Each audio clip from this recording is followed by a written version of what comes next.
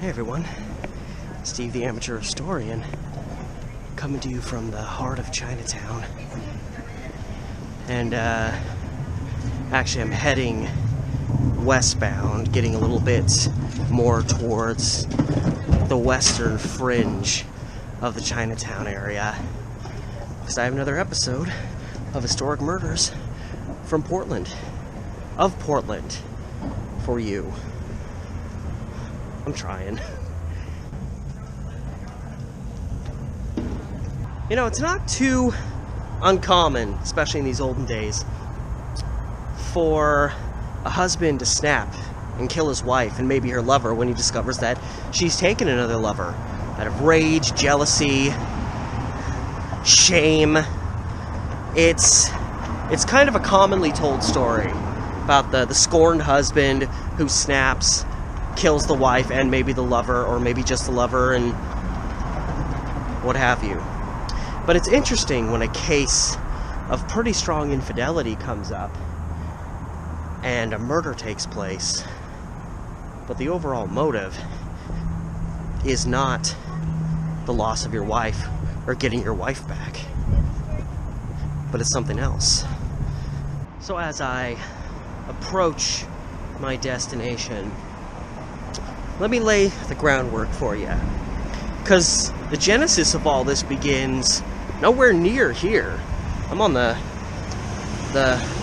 edge of Chinatown here in Portland, but the story actually begins really in a place, and I'm gonna hope I'm saying it right, because it's a compound word of Onalaska. It's a town called Onalaska, Washington. Probably a pretty small place, but there was a man who,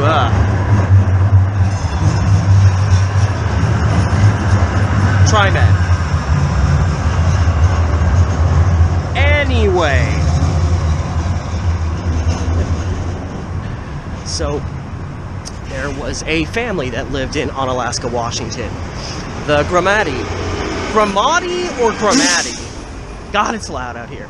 I'm gonna say Gramati family. I believe they were probably Italian, and there was George Gramati, his wife, and I believe they had 4 children.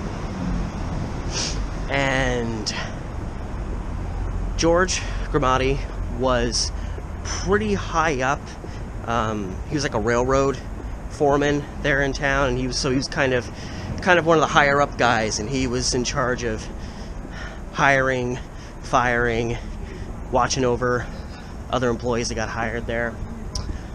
And he met and befriended a guy while there named Nick Doltis. I think it's D-O-L-T-E-S. Doltis is how I'm gonna say his name. I guess, I want to say he was, I forget his nationality. He might have been Polish. He spoke very little English. But essentially, Gramati hired Doltis, and he started working for the railroad company, and he started becoming friends with the Gramati family, and in particular became pretty well acquainted with George Gramati's wife. And it's so interesting, because it seems like George Gramati didn't even care. He knew of the infidelity, made no effort to really quash it, or to say, like, it's me or him. She continued to see him. He actually fired Doltis from his job, and then hired him back a little later while he was still sleeping with his wife. And even when Doltis decided to leave, and ultimately ended up here in Portland, he asked for George Gramati's wife to go with him. And she did. But she made one mistake. She decided to bring one of her kids with her. Their oldest son, who I believe was 8. That was her one big mistake. And that's a convenient stopping point, because when Nick Doltis and Miss Gramati got to Portland, the place that they checked into was the Everett Hotel, which is this building right here. I'm at Broadway and Everett, which makes sense if this is the Everett Hotel. It's no longer the Everett Hotel. I'm guessing there's businesses down here. I'm guessing these are, yeah, it says micro lofts. So these are probably like studio apartments, pretty small, rustic, probably cost $2,500 a month to live in. But this is where Nick Doltes and Mrs. George Gramati checked in at under the name of, I want to say, Riggs. So they were using aliases. They were keeping real hush-hush. And they weren't here very long before George Gramati showed up in town. He didn't show up in town to get his wife back. He showed up in town to get his son back. He was like, you want to leave with that asshole I had to fire, that guy that I'm letting you sleep around with, that's fine, but you are not taking my son with you. And he tracked him to the Everett Hotel. So it's around 1:30 a.m., August 27th, 1922. Doltes and Miss Gramati, I never got her actual name. The newspapers are always like Mrs. such and such. So that's all, like, I just regard her as George Gramati's wife. They were on the top floor. They were on the 3rd floor. I hope nobody who lives there is looking out the window and wondering what I'm doing. And apparently Nick Doltes looks out the window and he sees George Gramati down on the street. He's tracked him down and he knows where they're at. So things are getting a little tense. George Gramati barges in, demands to know where Doltes and his wife are. And even though he used an alias, Doltes, I mean, to get a room there, he comes in and asks where this guy and his wife are. I'm assuming using their real names, but the guy still tells him at the front desk, oh, they're up on the 3rd floor of the hotel. And so George starts barging upstairs. Again, I mean, the guy working the front desk probably thinks, oh my God, this guy's wife's cheating on him. This guy's going to go upstairs and make a bloodbath up there. So he calls the police as George Gramati's going upstairs, and he just wants to get his kid back. He just wants to get his kid and go out, get out of there. It's like if you've ever seen Arrested Development and Tom Jane, I just want my kids back. So he goes up there, knocks on the door, demands his kids. You know, it's a little uncertain what happens up there, but ultimately Nick Doltes ends up shooting George Gramati. He just opened fire, boom, boom, boom, 5 shots in quick succession. I think only one of them hit George Gramati, but it hit him in the head, dropped him down dead in the room up there. Miss George Gramati, in the aftermath, says that her husband is the one that showed up with the gun, but then Nick Doltes himself, who it's totally beneficial for him to say, oh yeah, he showed up with the gun.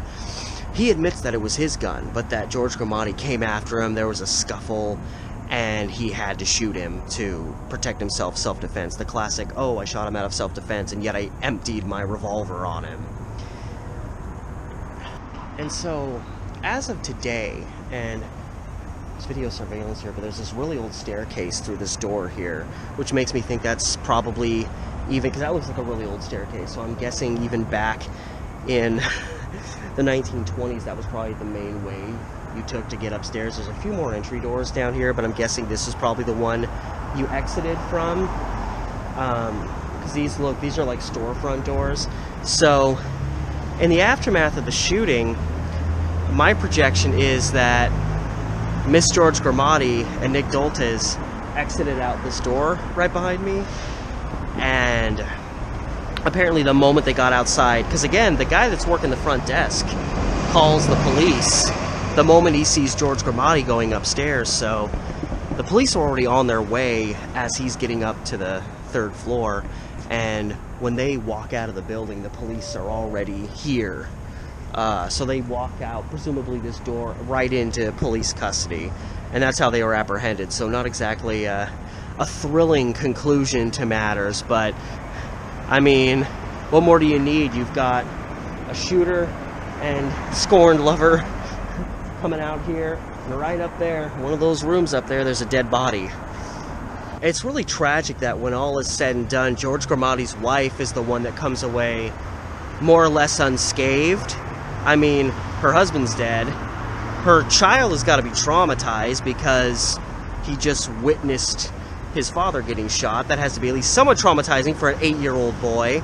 They never say in the newspapers, maybe nobody asked him exactly what his take on what happened upstairs was, because we're still left with these conflicting stories based on what the surviving adults had to say. But Miss George Gramati, so her husband's dead, and her lover is on his way to prison for life. That was the ultimate decision. He was obviously charged with murder. The jury found him guilty but asked for leniency, meaning life sentence over the death penalty, and the jury, or the court gave him that. So, as far as I know, Nick Nolte spent the rest of his life in prison. And I mean, just talk about two scumbag people. When they asked Nick Nolte, like, why did you do this? Why did you try to take this guy's wife away? And he was like, I liked her. He said, I like her, in broken English. Again, he didn't speak English that well. He was like, I liked her. I don't understand. I liked her, so I asked her to leave with me.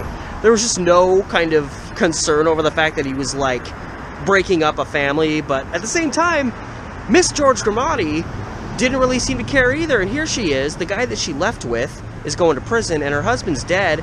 And even after all that, she did not seem to care one bit. Whenever authorities talked to her, newspaper people talked to her, she always had this very flippant, smiling, chuckling manner, and it was like no momentous event had happened.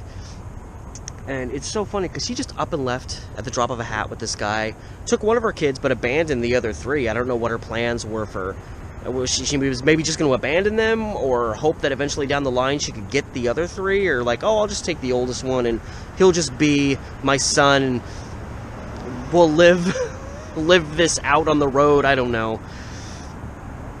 And yeah, it was probably the most pathetic thing that I heard from Miss George Gramati, other than the fact that she just didn't seem to care about anything that had happened, was she sat down and she was, because they were like, well, what are you going to do now? Your husband's dead, your lover's going to prison, you have children. And she was like, well, my husband, he had a good amount of money, he had a good job, he probably had some kind of retirement plan of some kind, and he owned land, so when I go back home, me and my kids will be well taken care of. And I'm like, you bitch! First you bail on 3 of your 4 children, and then you completely bail without a care in the world on your family, on your husband, who lets you do it. So you just completely just break your family apart for your own selfish motives, and then have pretty much no emotional response to the father of your children getting blown away in an old hotel room. So your attitude is, after bailing on your family, oh, well, I'll just go home and raise the kids and we'll have money, we'll be fine. Just completely disassociated from reality. So, I hope her kids had an okay life, but I hope the rest of her life was kind of crappy, because scum is the one word that continuously has come to mind when I think about this individual. She was just scum. And that's the story of the Everett Hotel murder, if you can call it that. Nick Nolte claims self-defense. George Gramati's wife kind of implies the same, but they both have a reason to put the blame on the guy who's dead and can't defend himself. It seems like he came in and just wanted his son, so I don't understand why he would end up getting shot for that, when it seems like he was fighting for his son more than anything else. It seems like this was probably a murder done, or at least a manslaughter done out of nerves, because this guy was clearly scared when he saw George Gramati down below the hotel staring up at him like, I found you. And that's it. This guy wasn't even a Portlander. These weren't even Portland people. These are people from Onalaska, Washington, wherever that is, who just ended up in Chinatown back in the 1920s.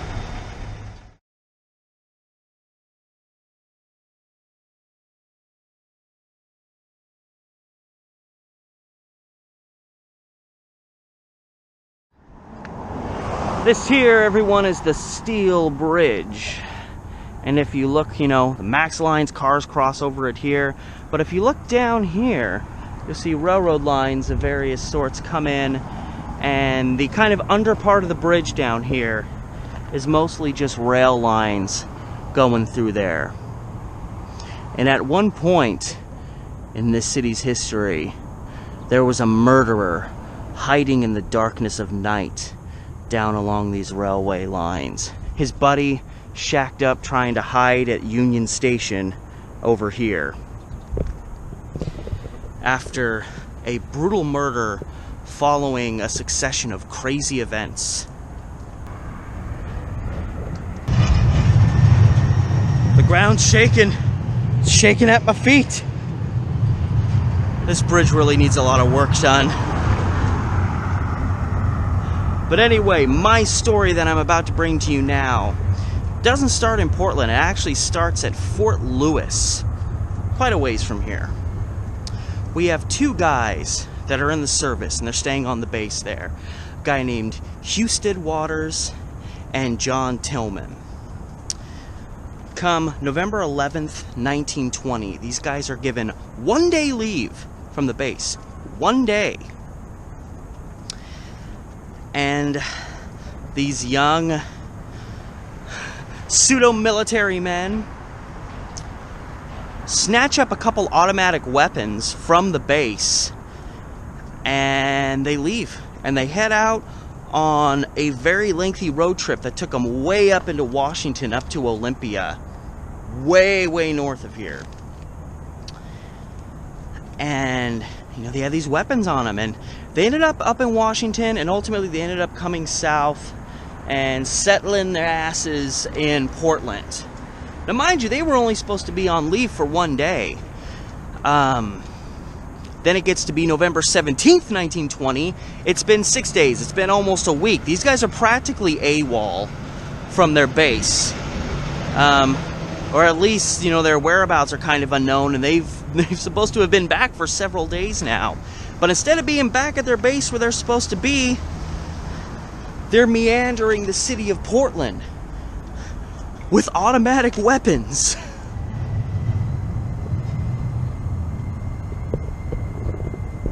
So upon arriving in the City of Roses, Houston Walters and John Tillman, at least particularly on November 17th, 1920, decide to just go on a robbery spree, and they have the weapons to do it. The first man they approach is a guy named O. Lindergaard, who they approached on 1st and Stark, which is about, I don't know, 10 blocks this way. And then after that, they approached a guy named E.T. Fanning at 19th and Everett, which would be several blocks this direction. Because this is Gleason, so Everett's 1 street down, so literally about almost 19 blocks this way. They rob a guy named E.T. Fanning. And the peak of events comes with the third individual that they rob.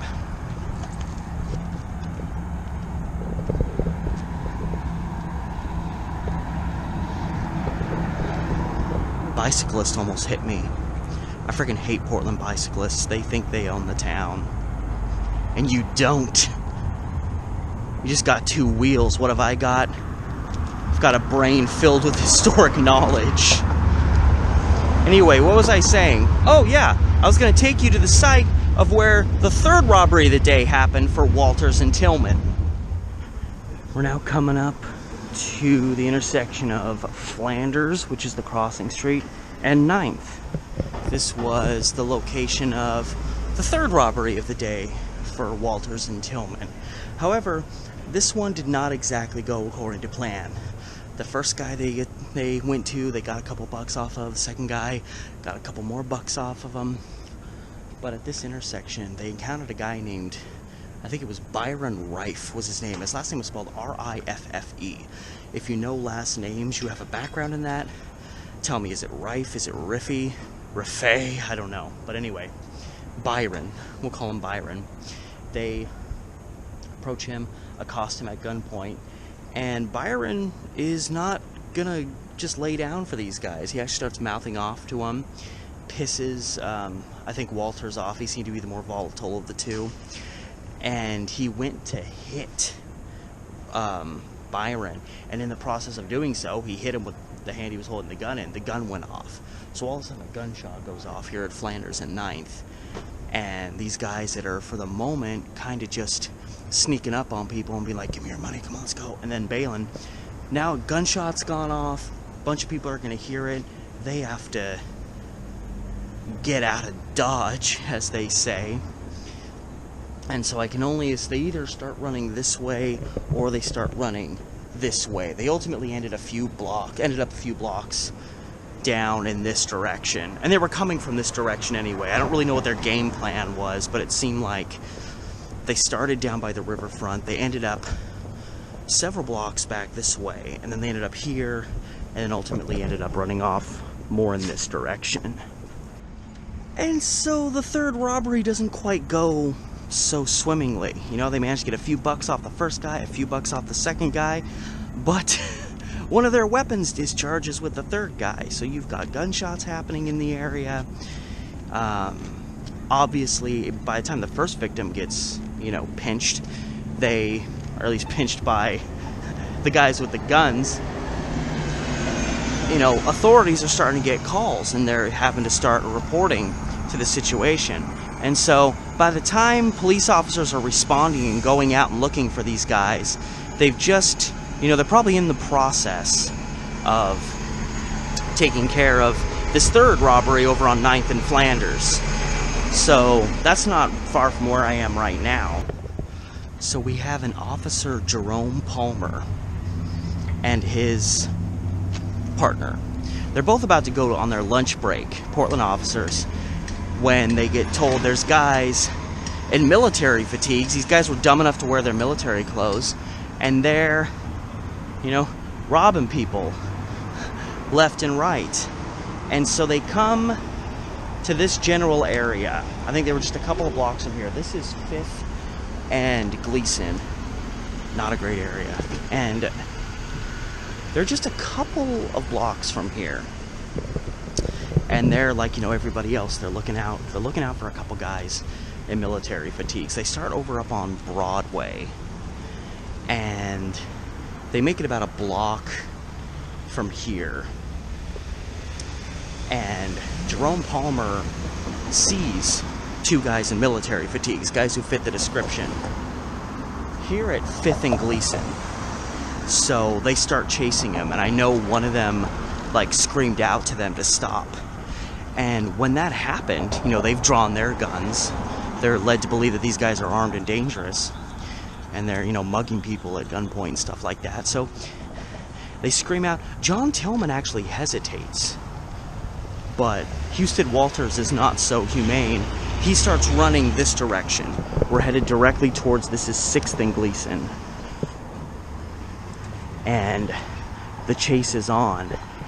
And in the process of Houston Walters and John Tillman running this way, and Officer Jerome Palmer and his associate right behind him, Houston Walters ultimately stops. They say here at 6th and Gleason, so it may have been this side of the intersection, somewhere around here. He stops, turns, and fires, strikes and guns down Officer Jerome Palmer right here in the vicinity of 6th and Gleason.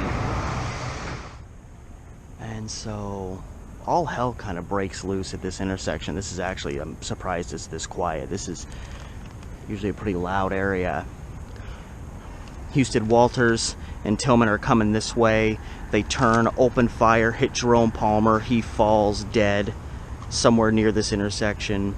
But now Houston Walters is just standing here, and Jerome Palmer's partner, you know, he sees, you know, they're opening fire, and, you know, he sees his partner go down. So Jerome Palmer's partner fired on Houston Walters and actually hit him in the shoulder.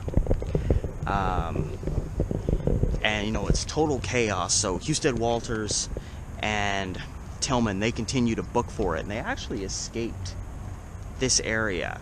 I don't know how they got away, honestly, because, you know, you got an officer with a gun and he's ready to fire now. His partner has just been shot, and of course Walters Jerome Palmer died, you know, right here of his injuries. And it's hard to say exactly what direction these guys fled in. It seemed like they were going this way in kind of a western direction.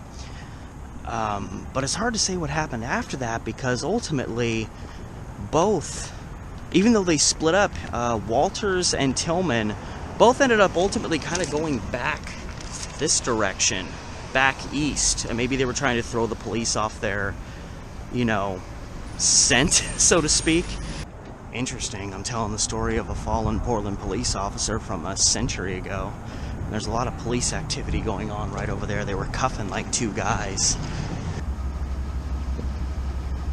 So I'm now over by the iconic Union Station, just north of Chinatown. This is kind of all Chinatown over here.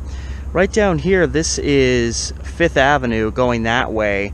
So only about 2 blocks that way is where Officer Palmer and his partner saw Walters and Tillman, and they started chasing them up. So the next block, so right over here, like again, only 1 or 2 blocks, is 6th and Gleason. That is where Officer Palmer was shot. So again, they're running in this direction. Walters and Tillman are running this way, but somehow they end up turning somewhere over here and coming back in this direction.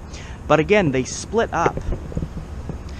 And while Walters seemed to have, for the moment, disappeared into the night, Tillman booked it for Union Station, and he was actually apprehended here. And Tillman was, again, clearly, he, you know, if there's a leader and a follower, John Tillman was the follower. He was the guy, you know, he was the guy that didn't pull the gun on the police. And when Jerome Palmer first yelled at them to stop because he saw 2 guys in fatigues and thought those are probably our guys, Houston Walters didn't blink an eye about running, but John Tillman kind of paused and hesitated for a moment, which means he was probably running a little bit behind Walters. So he was kind of between Walters and the officers. So when Houston Walters turned and fired, I wonder how close to being in the line of that shot John Tillman was. Like, it may have just whizzed past him, and maybe that was a wake-up call that he needed to split, that he picked the wrong guy to split from an army base with. Because they split at that point. I don't know if that was planned. You know, sometimes criminals just do that. Let's split, it'll be harder, I'll go this way, you go that way. And John Tillman somehow made it from over here, going this direction, kind of wrapped around, and was ultimately tracked down. I assume he ran into the Union Station, was maybe trying to hide here. Maybe he was going to try to split town on, you know, a train over here. I don't know, but he was tracked down. You know, an officer has been shot, and there's muggings going on. There's officers spread all over the place, and they ultimately tracked John Tillman here to Union Station. Complication, however, is where is Houston Walters now? John Tillman, fine, we caught him. He's perceivably an accomplice. I don't even know if he's an accomplice, because it's not like he turned to Walters and said, hey man, shoot this cop. But, you know, obviously he was involved in the muggings. He also ran from the scene. But the authorities want Walters. They want the actual killer. And, you know, nobody really knew where he fled. Tillman was found pretty quickly. But Walters, you know, it seemed like he almost got away. You know, you wonder, did he keep splitting off in this direction? Nobody knew.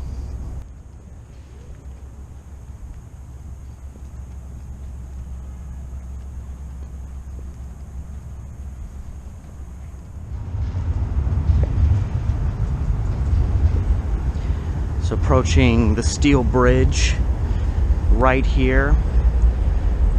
Officers spread all around looking for this cop killer,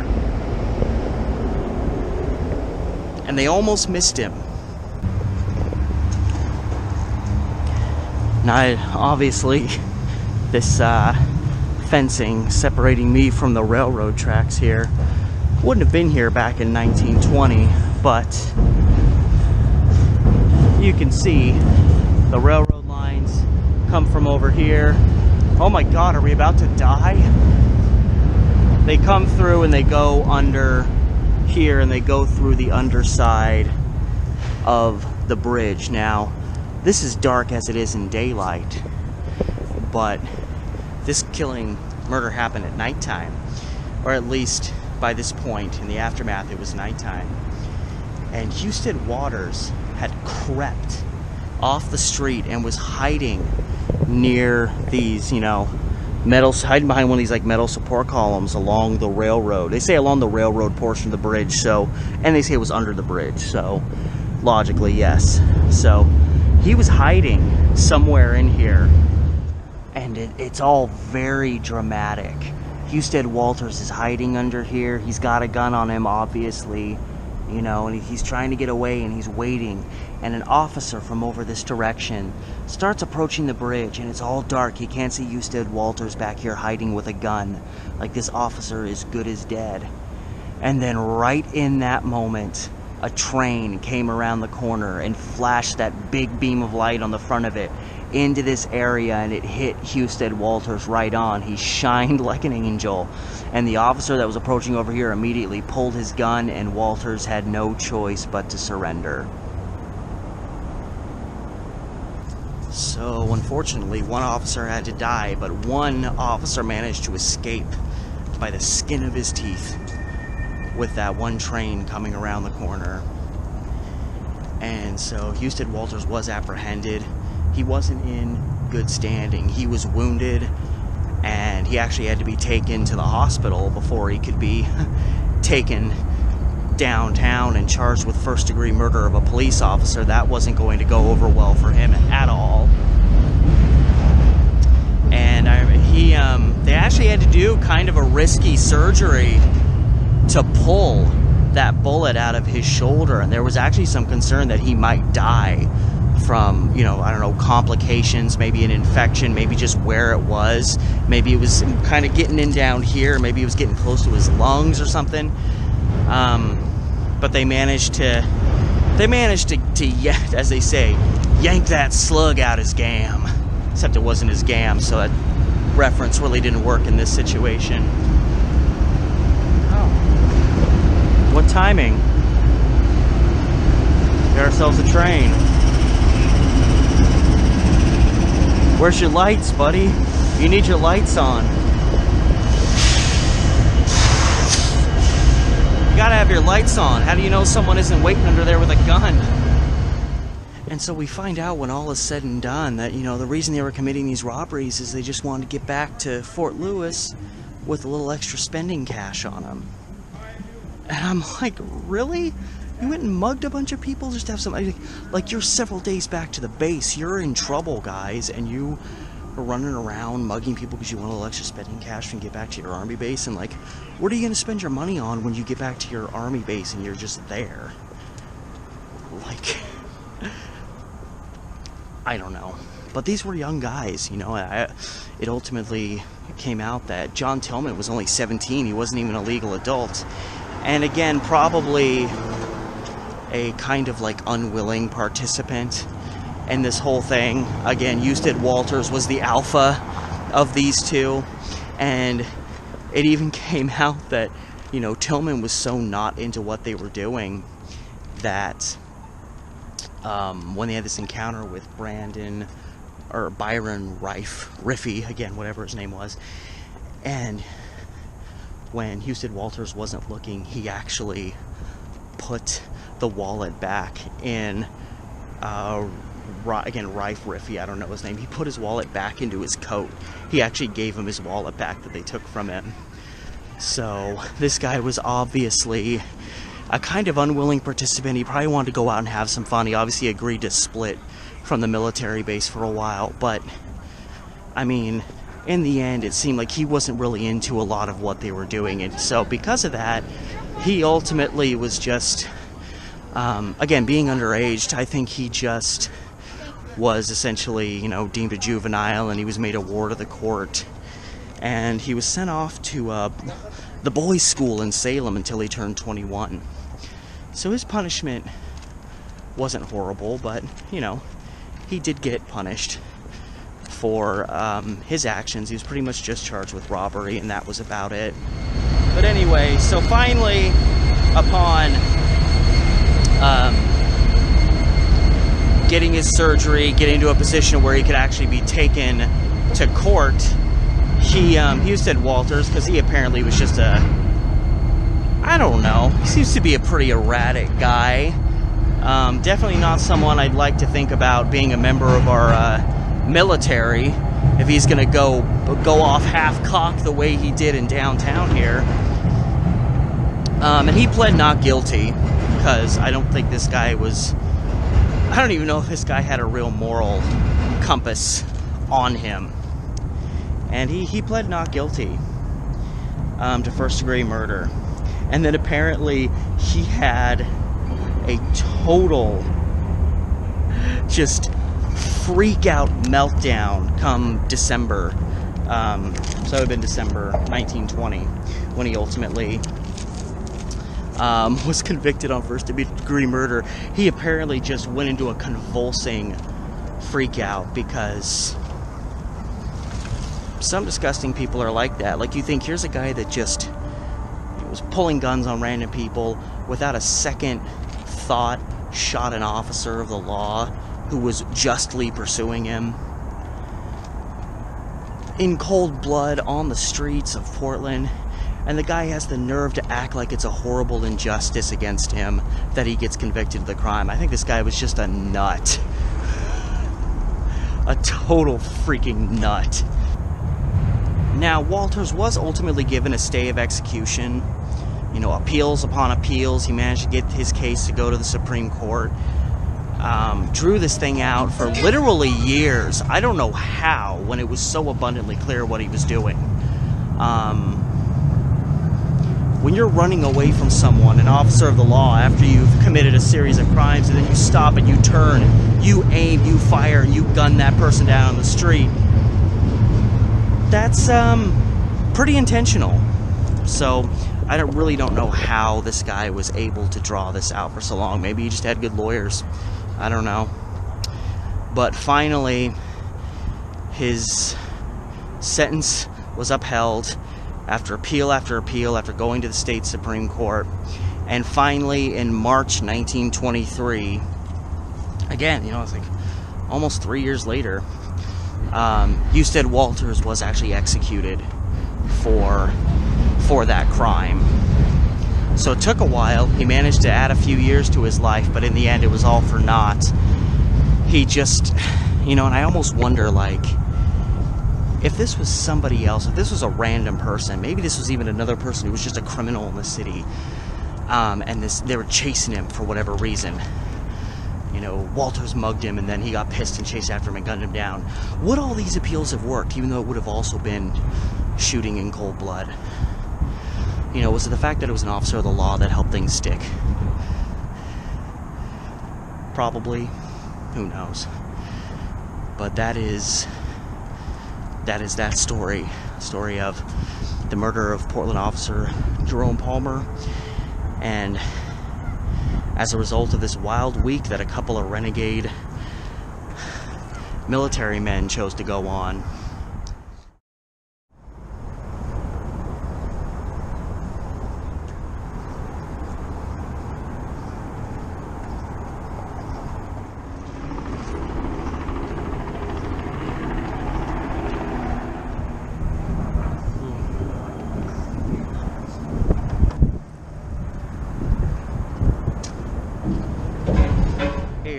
Steve the Amateur Historian, walking below the old steel bridge, crossing from the east side of the river to the west side towards downtown.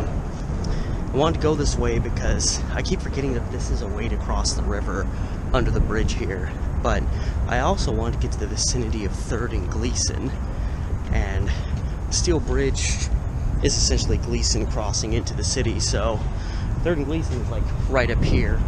My only hope is I'll still be able to get there.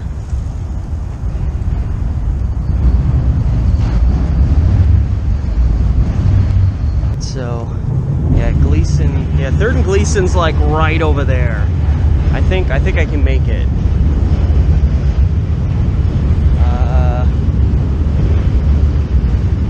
I don't know, that takes me back across. I don't want to go that way.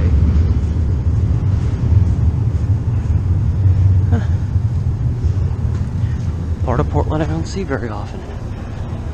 Oh, trespassing. Don't climb the fence.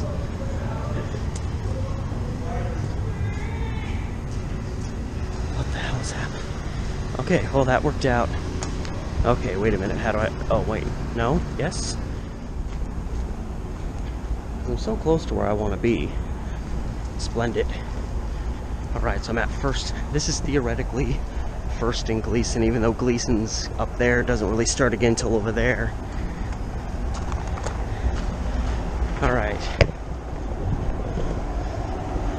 So barring any random discoveries going around the corner here, no, this is gonna take me where I want to go. Alright, okay. So now that drama's taken care of. Today I'm going to bring you the story of the murder of a man named Louis Vargas. Killed back in 1902. So we're kind of on the northern fringe of Chinatown. Chinatown's kind of this general area over here. Passing 2nd and Gleason. We're trying to get to 3rd to Gleason. 3rd to Gleason. And that's right here, kind of where the bus is taking off, where the street light is. This is 3rd and Gleason. There's the old Portland firehouse, still sitting here boarded up and fenced off. Did a video about this some time ago. But yeah, this here is 3rd and Gleason Street. However, I know for a fact that part of Gleason Street, the general area I want to focus on is this area back here. Way back.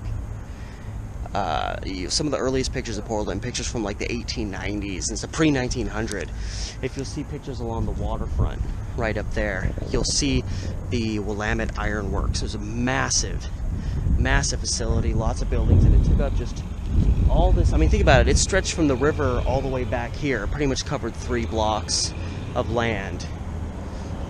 And 3rd Avenue may have been a block closer,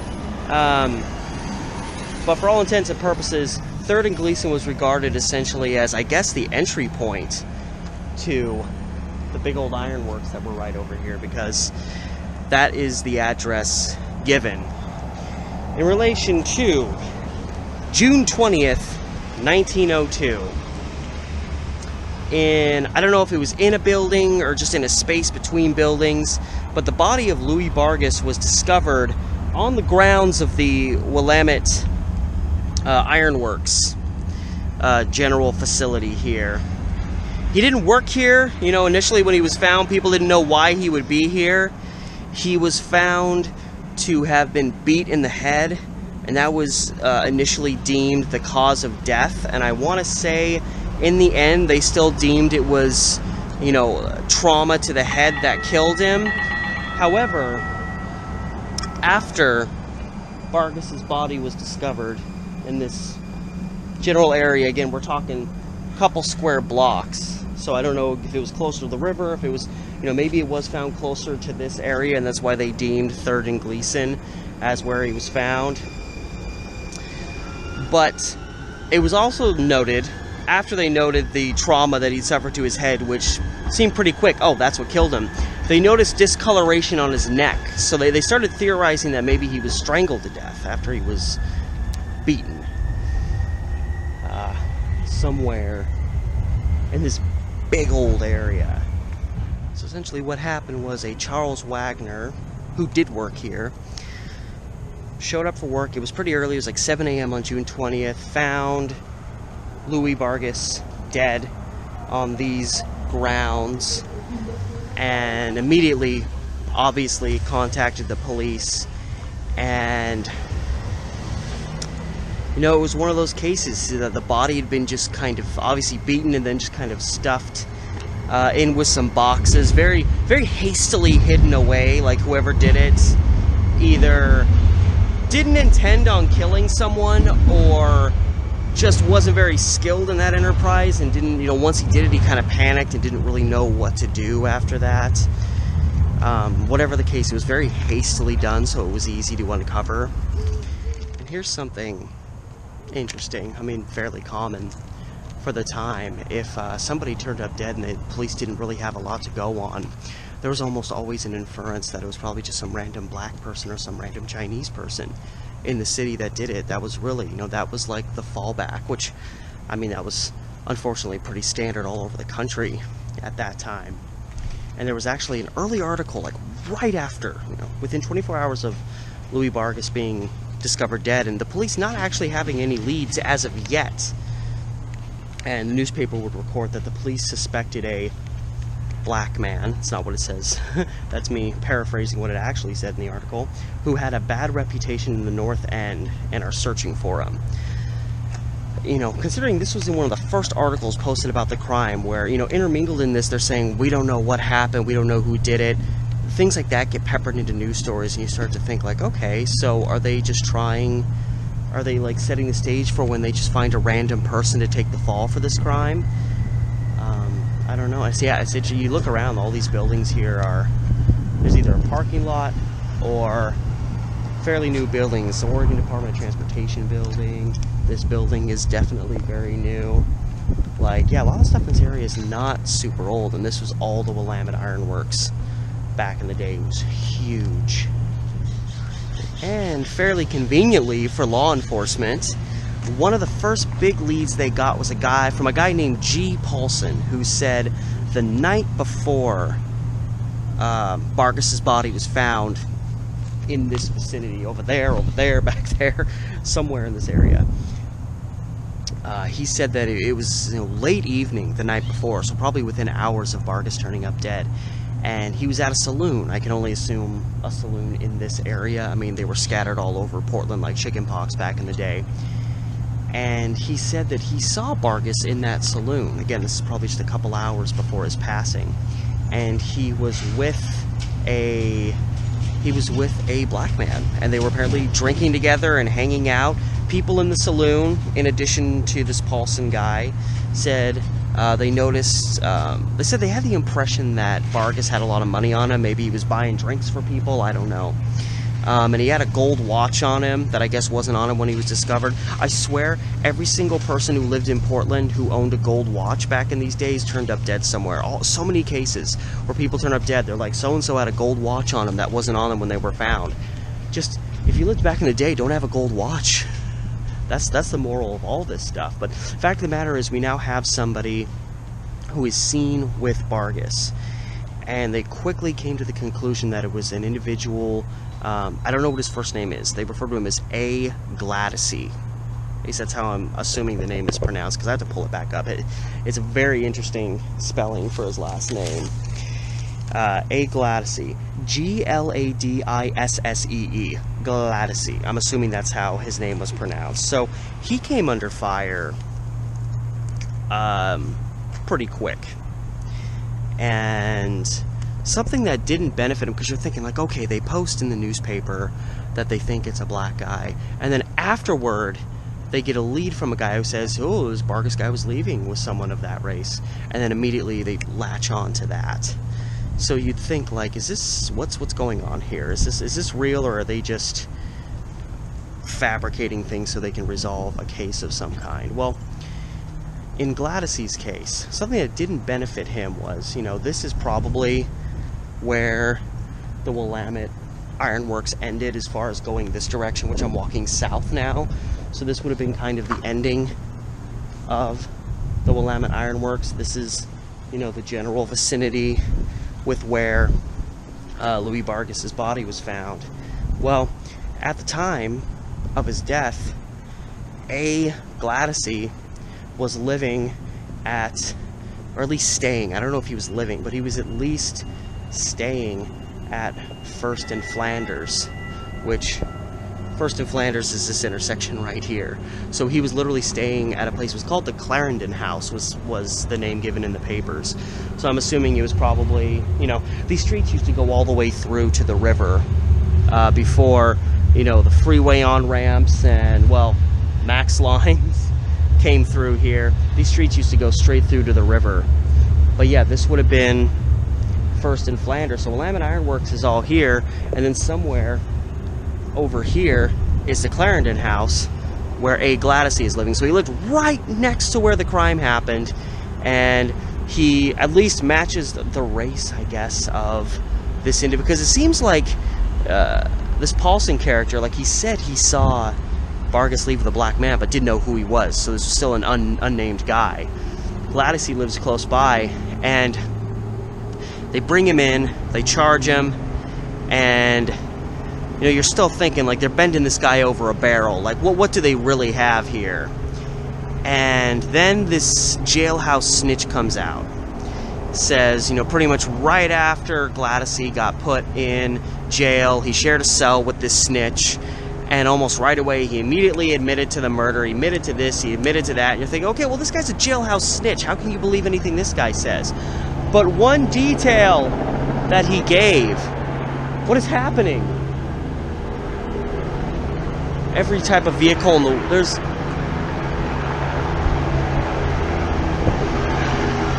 What is happening?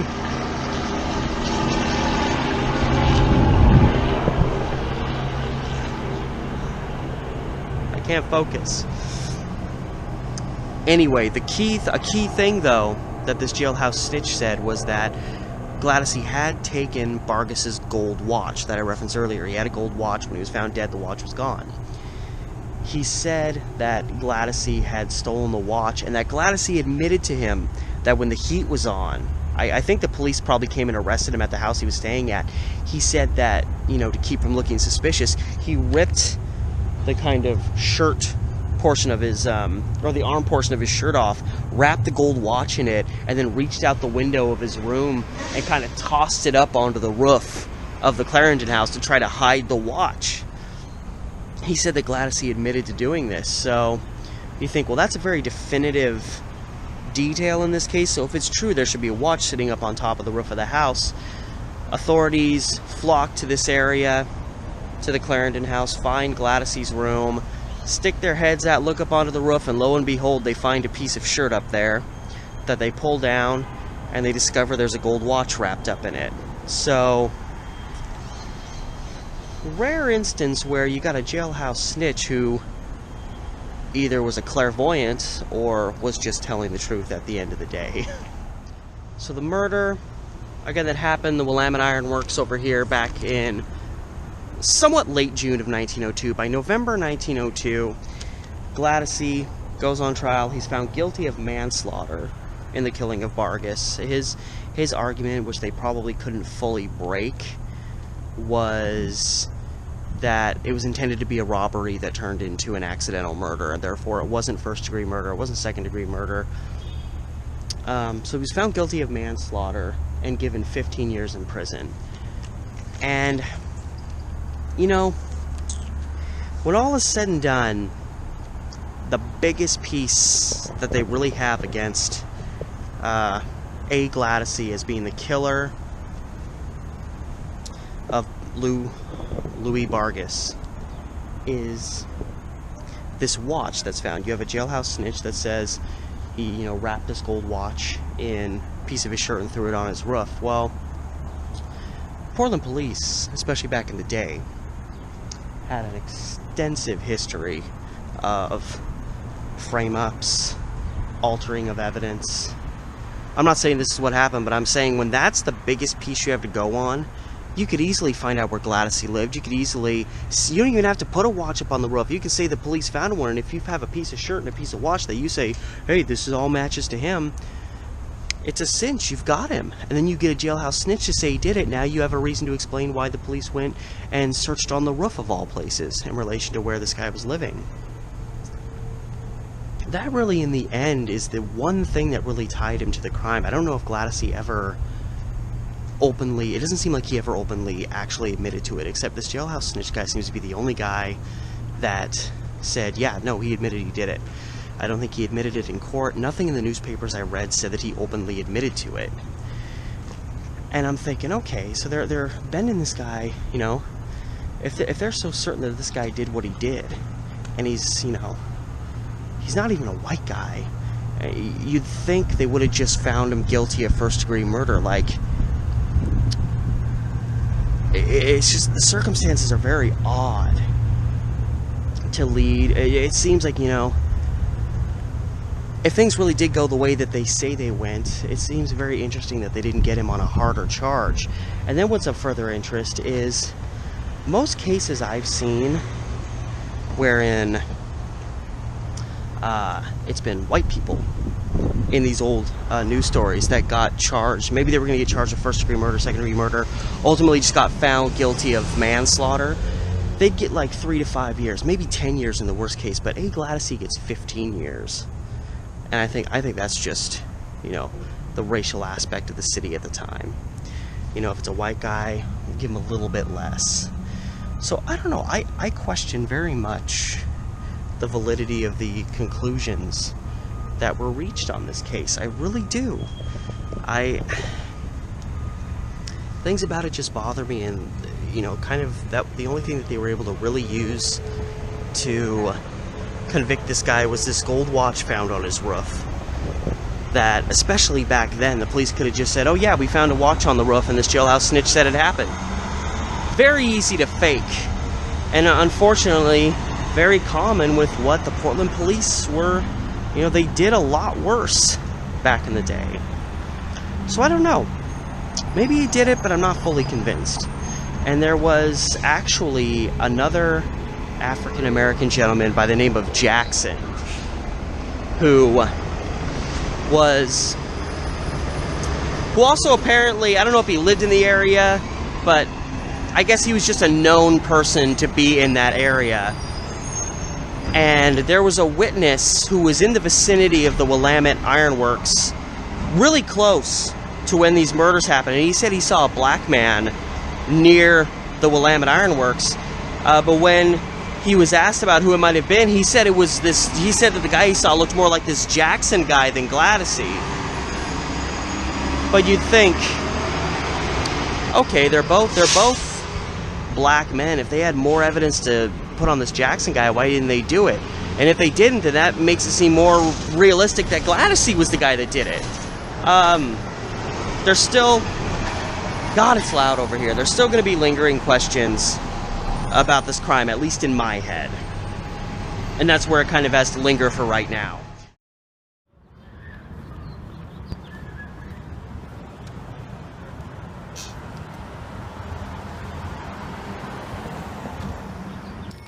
So the big old building behind me, this is the old police headquarters. This was like the main police station back in the good old days of Portland. And the reason I'm starting my video here today is because the brazenness of a murderer who to this day we don't know who it was. It's an unsolved murder case. The police headquarters here are located at the intersection of 2nd and Oak Street. And way back in 1893, we're going back to 1893, there was a murder that happened at 2nd and Pine, which means some killer was brazen enough to murder somebody 1 block away from Portland's police station.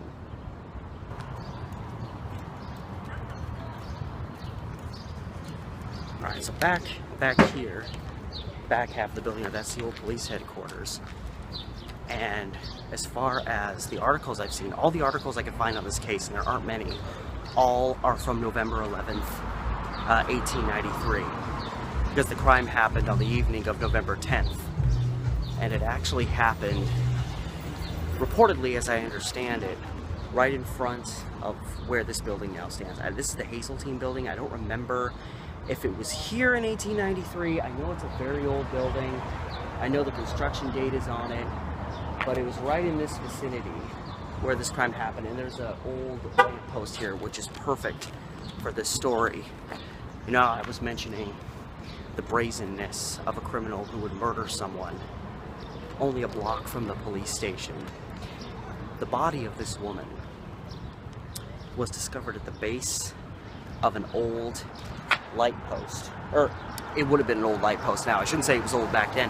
And light posts weren't super common in 1893. There just happens to be a light post in front of the building, because this would have been like right where it would have been at. Would have been just right along this stretch. They said it was in front of where this building is today, near the intersection of 2nd and Pine. Wow. So I went across the street because I thought the construction date was on the building, and it is 1893. So this building was built the same year that this crime happened, and since this crime happened in November, this building was probably only recently finished being constructed. So what happened here on November 10th, 1893? A 23-year-old woman named Gong Fa, she's a Chinese woman, rumored to possibly be a prostitute in this area. She was discovered in a gutter, 2nd and Pine Street, vicinity of the Hazeltine building right behind me. And again, police quarters right there. It's a bizarre case. She had had her throat slashed with such ferocity that she was almost decapitated when she was discovered. It seems nobody heard anything, nothing happened that attracted people to this scene, and yet, you know, I mean, we're in the heart of Old Town Portland right now. This place was bustling even in the 1890s. So it's crazy to think that somebody would have done something like that right here, right one of the most bustling parts of town, right by the police station, right in the vicinity. Presuming Gong Fa was killed roughly where she was found. She was found sitting under a light post, almost like whoever did it put her out there for all to see come nightfall. The murder weapon, presumably, because there was a knife that was discovered that had been left under her. So this is one of the most cockiest killers I've ever seen, who kills someone right by the police station in the vicinity of not only the public, but also this was primarily Chinese immigrants that lived in this area at the time. So, you know, you would have been killing someone who is native to the main population base of this area. And then to, like, intentionally, it seems, leave the murder weapon right there, but almost playing with authorities, putting it under the body. So, like, it's a stark surprise when you find it, or something that's totally unexpected. And there are obvious potential racial ramifications to this story. It's the 1890s. The bulk of Portland's Chinese and Japanese and Asian population as a whole have all been shoved in this direction. We're just a couple we're like 2 blocks from Chinatown. Portland's Chinatown. And you have a young Chinese woman who is murdered viciously in an area that is predominantly people that are the same race as her, and yet she is discovered by a random white man. That's how it's described in newspapers. A white man actually discovered her body first, and when she was found, obviously police were called and they reported to the scene quickly because the police station's right there. And by the time they got there, her body was still warm, and they deemed that she'd only been dead for about 5 minutes. Maybe a few more, honestly, but that means literally this white man, who remains unnamed, probably discovered this murder victim within 5 minutes or less of her death having occurred. So there's this strange, interesting white guy just walking through an area that's predominantly Chinese immigrants, and that was a stigma at the time. It wasn't just that the white populace was racist towards the Chinese, but they didn't even want to commingle with them. White people did not wander through neighborhoods that were primarily Chinese or Japanese or African American, people who weren't white. They often completely avoided those areas, and yet you've got this one guy stumbling upon a crime scene that violent, literally within minutes of it happening. So was this guy a perpetrator? Did he think, you know, I'll do this. They'll never think me, the one white guy in the area, the white Portland police, they'll never think that I was the one who did this. So did he do it and then fake like he discovered the crime scene to make himself look innocent, and they just never ever considered him as the possible guilty party? Maybe. So all things considered, I think the general idea about what happened here was, the working theory was whoever did this likely snuck up behind Gong Fa, probably put his hands over her mouth and cut her throat real quickly, let her drop, and then sprinted away. That could explain why nobody heard any screams. There was no struggle. It was a grab, slit, and you disappear. And a theory beyond what I was suggesting earlier about this guy just being a brazen criminal, so brazen that he would, like, leave the murder weapon at the scene of the crime. The other idea was this guy maybe didn't want to be seen walking away from the crime scene with a knife on him, so he let it drop under her body as she fell to the ground, concealing the weapon, and then leaving the scene looking like just another person. So again, was it this white guy that walked away from the scene and then came back a few minutes later to make the identification?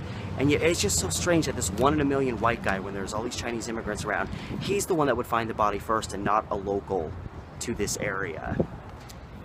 And another reason it actually makes sense that it seems after a few articles were posted about this crime the day after it happened, that it just kind of disappeared and never really showed up in newspapers again, because it was just a young Chinese person getting killed. And in the eyes of the general populace of Portland, the people that controlled the city, the people that controlled the media, nobody really cared.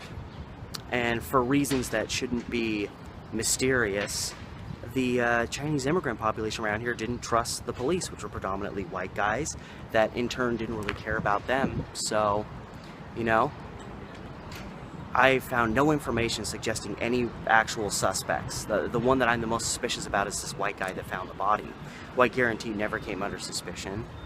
And so it should come as no surprise that this was a crime that the police were generally disinterested in solving. They really probably couldn't care less. They just assumed it was somebody else who lived in the area committing a crime on someone else. Never really suggested the possibility it could be a white person. And Gong Fa, again, reportedly was working as a prostitute. So this case was completely swept under the rug. Tragically, there was practically no effort ever made to determine who did this. Gong Fa was a woman, she was of Chinese descent, and she was working as a prostitute. That was essentially 3 reasons to not really care about the crime. But I did, reading from the book, I think it was Murder and Mayhem in Prohibition Portland, written by J.D. Chandler, who I've had, local historian who I've had the pleasure of meeting before. He discussed this briefly while he was talking about a lot of the gang wars that were going on in this area, gangland killings happening in the Portland's Chinese neighborhoods. He addressed a possible motive for Gong Fa ending up dead in a gutter back there at Pine and 2nd. The idea was that she had a husband who she maybe had a strained marriage with. Maybe he wasn't ecstatic about the idea that she was working as a prostitute and having sex with other men besides him. And this conflict over who owned her, I made sure to put that in quotes, because the idea was her husband felt he had full control over her, whereas, you know, if she's allowing herself to be a prostitute, men are going to say, well, I'm paying for you, so for that time period you belong to me. And again, she's an immigrant and a woman, so a lot of men are going to deem her property to some extent or another. And essentially it could have been a lover or her husband who killed her out of mad jealousy. I think it's probably something along those lines. I wasn't able to find any information. I mean, again, you barely find any articles about this as it is. I didn't find any articles, any information about her husband, so I don't really know how valid of a suspect he would be. It seems like they didn't. I mean, I feel like, you know, the police's attitude was probably just some other Chinese person killed this woman. So you'd think if there was really even a marginal amount of stuff to go on in terms of her husband doing it, the police would have just put it on him. You know, taken care of, done, shut. We don't care. Get rid of this case. We don't care. So I question that. I think it's much more likely that some guy had picked her up, you know, as a prostitute, and something happened. He either wanted her to do something she didn't want to do, something along those lines, and it led to a scuffle, and the guy lost it and murdered her. I mean, if it's just some random white guy, he doesn't care.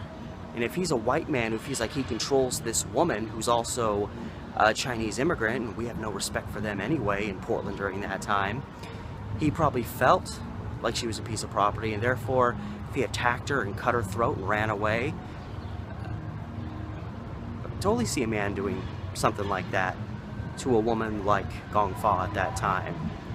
But yeah, I think it was probably a John if you can use that term, who was exacting revenge on Gong Fa for something. She'd wronged him, she'd embarrassed him. Even if she rejected him, he would take it as a form of embarrassment, even if nobody else ever had to know about it. He had to know about it. It would have to eat away at him. There's the slight possibility that this may have just been some crazy, kooky white racist who saw an opportunity to attack a young Chinese immigrant woman, but I don't know, that feels kind of thin. But obviously it would have to be something that was either someone just instantaneously just snapped, or somebody, it seems like it had to be planned. This person had to have a weapon on them, and they snuck up on her. So this wasn't just a scuffle happened and he pulled out a knife and stabbed her. This was some form of pre-planning had to be involved. If this guy was going to have a weapon, it was going to sneak up behind her, because that's what seems like happened.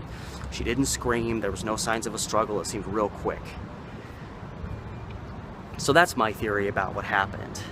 But to this day, I mean, over 125 years later, this case has never been solved, and it probably never will be, because the people that were in power at the time who had the best chance of solving it couldn't care less about it because it wasn't a white person. That's the real kind of tragic,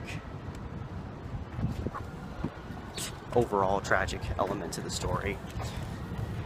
And that is the horrible, brutal, near decapitation murder of Gong Fa in Portland's Old Town area.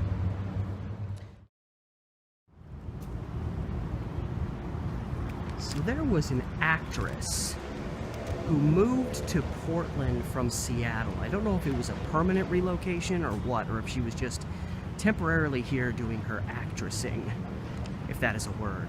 And she was 35 years old. Her name was Alice Minthorn, but she went by the name Alice Gordon when she performed. It was like her performance name. Not too much different from, she just changed her last name, didn't do too much. And while she was here, she was staying at the Van Noy House, which was originally called, I think, the Porter Hotel, next to the Hazeltine building. And that was this building right here. So again, Alice Minthorn was staying here.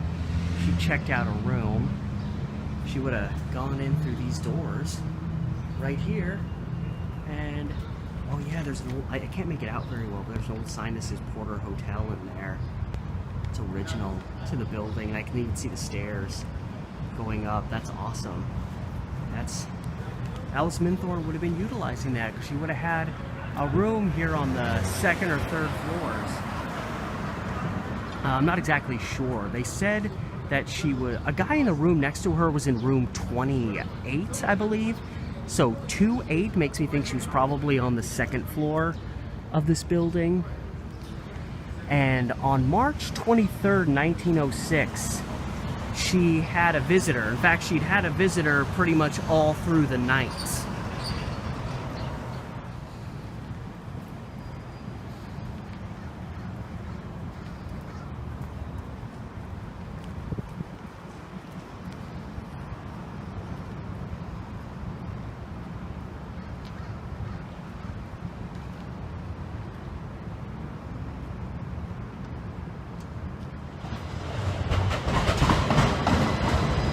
Loud streetcar. So to get us to the day and the events surrounding the murder that will be discussed in this case, it begins here at 10th and Morrison, which is behind me, and we're several blocks from the Van Noy house. But back during this time, on the over here where this kind of string of buildings are now, this is the southwest corner of Morrison. There was a hall, like a performing hall there. And this was the primary spot where Alice Minthorn, under the name Alice Gordon, would perform. And during her time being here, she met a man who possessed a great deal of wealth, a man named George Blodgett. And it seems pretty much from the moment he saw her, he approached her, and they really started to hit it off. And this blossomed this kind of ongoing affair. And of course, he had money to lavish her with. However, like as this was beginning to happen, maybe, you know, a love of some kind beginning to blossom. There was a fellow, the newspapers only referred to him as being named Slim. That was like his nickname. And he was a guy that frequented this place and knew Alice Minthorn directly. And he approached, and there wasn't really a context put with this, but he approached Blodgett one night at this place when he came here, and he knew that Blodgett had really cut for a second.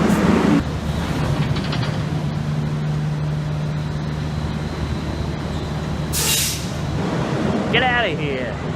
So anyway, as I was saying, this Slim guy approached Blodgett one night and essentially told him, quit coming here to see her, quit going to her place, quit hanging out with her unless you want trouble. Now the implication there is Slim also had an interest in Minthorn and was just like kind of jealous and saw that this other guy had money and was moving in on her, and it was just a threat, like, I'm jealous of you.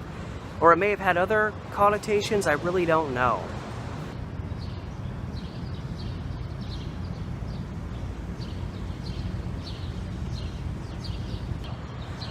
So despite some warnings, you could say, from another guy who may or may not have been seriously mixed up with Alice Minthorn, it's not really established whether he was another possible lover or if he was just looking out for her. They say that he had gotten into her good graces, so maybe he was also hanging out with her. I'm not really dead certain.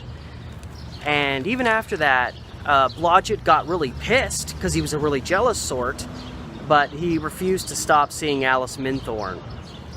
And on the evening, or actually it would have been the early morning hours of March 23rd, they both came back to Mrs. Minthorn's place here. Again, I'm thinking they were probably on the second floor of this building.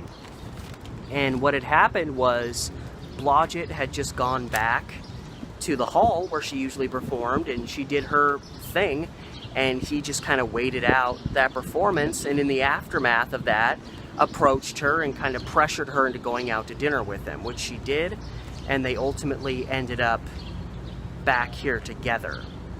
And it seems pretty much once they got back here, they started quarreling right away. The gentleman who lived in the, or I guess was renting, they kind of imply it's more of a rental place.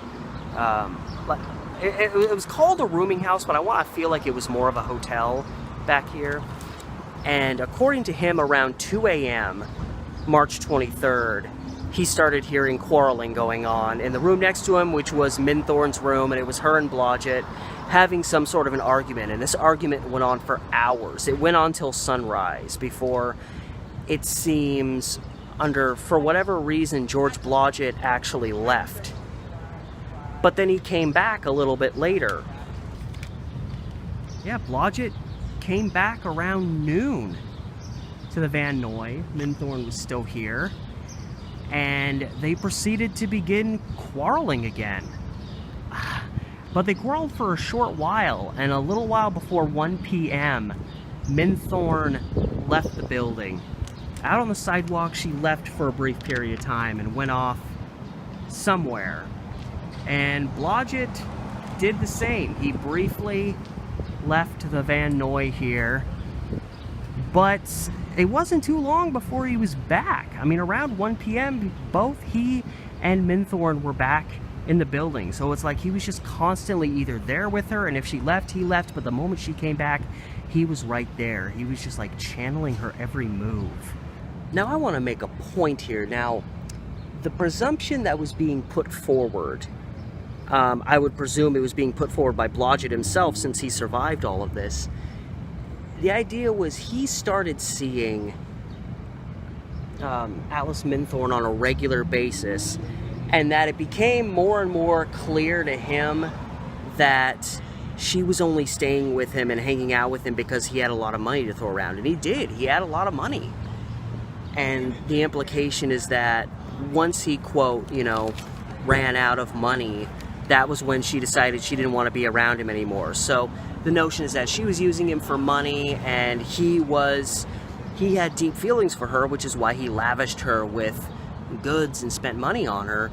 And then she suddenly decided, oh, well, you don't have any money anymore, so I'm not interested in you anymore, which really doesn't make any sense, because even by this point in March, Blodgett had money. He had not run out of money. He still had money on him, so it didn't really make a lot of sense that that was what was being pushed forward as to why she broke it off with him and he snapped at her. But that was kind of the implication constantly being pushed, was that she left him because he didn't have enough money to, spend on her anymore. Whatever the circumstances are, something really strange happened between this quarrel that went all night during the early morning hours of March 23rd and 1 p.m. of that same day. They're quarreling for hours. He comes back around noon. They quarrel some more. She leaves, he leaves. Around 1 p.m., he returns. And a woman in the building here, on the first floor, you go in and there's like the hall that you go into, or the lobby, whatever you want to call it. And she says that she sees Blodgett in there, and he appeared chipper. He was like whistling. She said a few minutes later, she heard him singing. Like as he was like going upstairs, she heard him singing. He was suddenly in this like very peaceful, docile mood, and it didn't really make a whole lot of sense considering the circumstances of the fact that this woman apparently, by his account, didn't want to be with him anymore, and they'd been quarreling, all through the night. Why was this guy suddenly chipper? And it seems to me, considering what happened next, it seems to me that something had potentially snapped in George Blodgett's head. Because again, he's seen by Lena Platt around 1 p.m.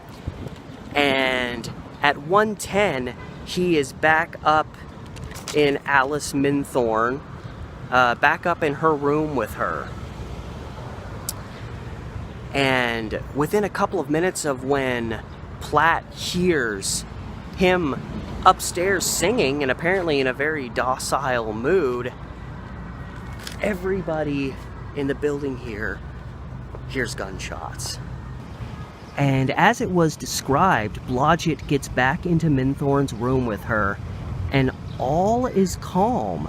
He's apparently sitting on the bed with her very calmly, and they're actually being kind of good to each other for a while. He sits and chats with her for a moment on her bed, and so he gets up off the bed, goes and grabs something for Minthorn, and as he brings it back, he sits down on the bed calmly, smiles, pulls a gun out, and proceeds to shoot Alice Minthorn to death. And he shot her, while she was laying in bed, and the sparks from his revolver actually started a small fire in the building, and it's really bizarre. People all throughout this area hear the gunfire and start calling for police. And so police quickly rush to the building here, and as they enter Alice Minthorn's room, she's laying there dead, shot dead. And, Blodgett's not sitting there crying, he's not trying to escape, he's there trying to stomp out the fire that had been sparked by his gunshots. A really insane way to discover a guy who's just murdered someone. And in even one other retelling of the story in newspapers, it was stated that even as he sat down on the bed, he kissed Alice Minthorn as she lay in bed. And she didn't resist, she let him do it. It almost seemed like maybe they'd reached some common ground, but then right after the kiss, he pulled his gun and shot her. And when police showed up and he was trying to stomp out the fire along the bed, the .38 revolver was sitting right there on the bed. So he was apprehended, and he made no effort to fight it off. He probably knew what was going to happen. He kills a woman, and he's not even running away. He's trying to put out the fire to keep from setting the whole building ablaze. So, I think he knew he was going to get caught, and he probably didn't really care all that much. I think something had snapped in his brain, and it's bad enough we got a guy here who has murdered a woman in cold blood, it seems pretty much just because she didn't want him. Even though the circumstances of how he tells the story ending don't really bear that out, but that's a commonality. It always has been. I've covered plenty of stories in this series where people will obsess over someone who doesn't want them, and then when they go kill them, they make it like it wasn't just this brutal, selfish act. I shot this person, I shot them as they laid in my arms. They try to make it, because they still can't deal with the fact that this person didn't really love them. So they try to imply the person did love them, so it's almost like there's a romanticism to this cold-blooded murder, which of course makes no sense, because if they looked like they wanted to be with you in the end, why would you kill them? That's why that whole story doesn't make any sense, that they were finally getting along and everything was okay, and he leaned over and kissed her, and then he shoots her. No, I think that story was a bunch of nonsense, and Blodgett probably just pushed that story because he couldn't deal with, or face for that matter, reality. And so he fabricates this cute little story, and the fact of the matter is, this was beyond him killing this woman who was an actress and probably, in peak demand, and she had a lot going on in her life, and then this guy just snuffs that out. Like, that's bad enough.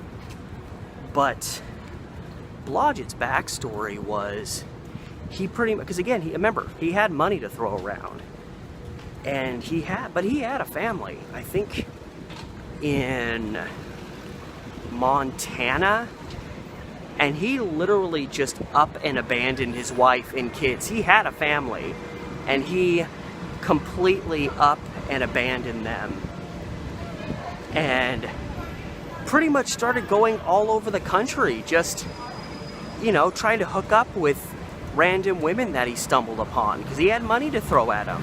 Alice Minthorn was not the first woman that this guy had lavished himself over. It just seems she was the first one to really get a hold of him. He didn't just fool around with her, spend some money on her, feel nice and important, and then move on to the next one. This was one woman that he couldn't shake, and when she wouldn't reciprocate his love, not that the son of a bitch deserved it, he couldn't handle it, because it seems like this fracture of their dynamic didn't really happen until like that night. Like, they apparently were doing fine, and then they start quarreling in the early morning hours, and in less than 12 hours, Alice Minthorn is dead. So I kind of get the vibes from all that in this situation, like, things had probably been generally okay, and then she suddenly was like, I don't want to be with you anymore. And he probably wasn't used to that with all this money he had to throw around. He probably wasn't used to getting rejected. Couldn't handle it, fought with her for hours, and then came to the realization that it just wasn't going to happen. And really, it seems like something snapped, because they were just fighting and fighting and fighting, and then all of a sudden he's chipper, he's singing, he's absolutely fine, he goes upstairs to her room, she's okay, he's okay, everyone's happy, and then he shoots her. This guy snapped. There's no doubt about it in my mind. And I think that's why that happened. And, it seemed like a pretty clear case of at least mild premeditation. So he went on trial. Blodgett went on trial, and he actually was sentenced to hang. And in 1908, he got a stay of execution first, but in 1908, he got a retrial. And out of that, he managed to be able to plea down to second-degree murder. And because of that, he got a life sentence in prison instead of a hanging. So he managed to save his life through getting another trial. So, I doubt the guy ever was released. Back in the old days, they weren't too keen on releasing serious offenders like they do in some parts of this country nowadays. And that's kind of where the story of George Blodgett kind of fades off, is, he still at least was sentenced to spend the rest of his life in prison for a case of pretty cold-blooded murder. One thing that's interesting, though, that ties into another video in my series, I'm going to, this season, I don't know if that video is going to be played before this one or not, but I cover a story of a man named Lincoln Whitney who was killed by a guy named Orlando Murray. And that happened in November 1906. And in November 1906, there was more going on with Blodgett's trial. So Blodgett was actually in the county jail during that time, and for a brief period, maybe only a couple of hours, Murray and Blodgett, two different people that I talk about killing people in this one season, they were briefly in a cell together. They actually shared a cell for a brief period of time. So, you know, coincidence? Maybe. Wouldn't surprise me if it was in the old police headquarters that I showed you at the start of this video. But anyway, that's where we trail off in the story of George Blodgett and the murder of Alice Minthorn, who also went by Alex Gordon when she was performing. I'm only a block away from First and Oak Street, where this story unfolded. And it's very interesting that this is the oldest case thus far. I might find one older.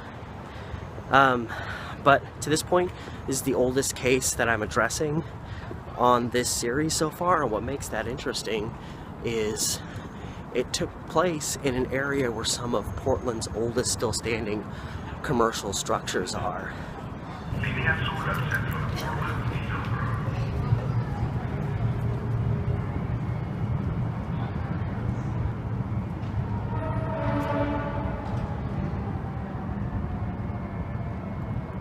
So this intersection behind me is probably one of my most favorite in the city because it has some of our oldest buildings. This one I think is from the 1870s. We got one from 1889. We got Failing Block directly behind me.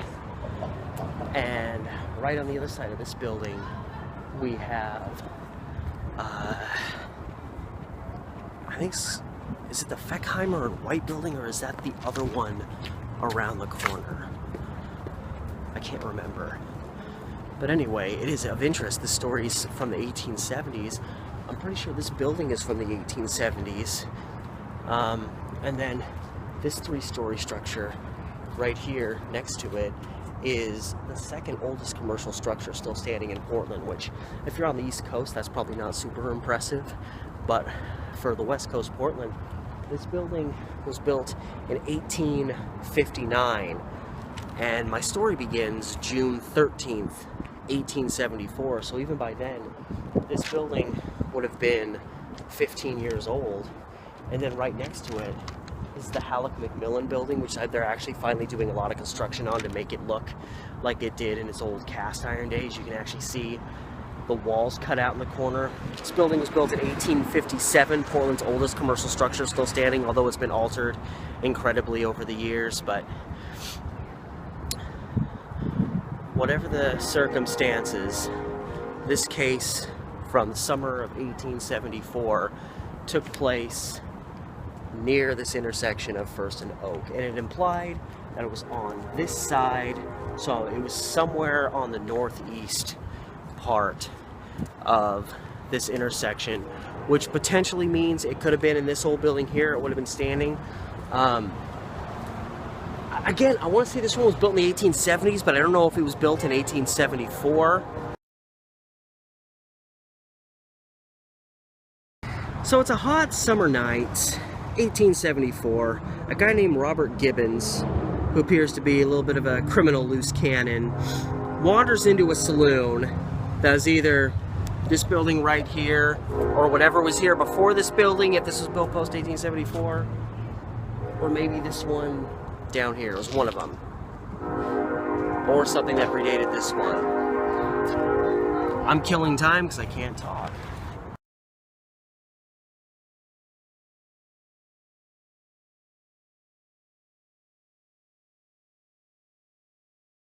That's what happens when you try to vlog in Portland. There's going to be distractions, and some of them require you to stop.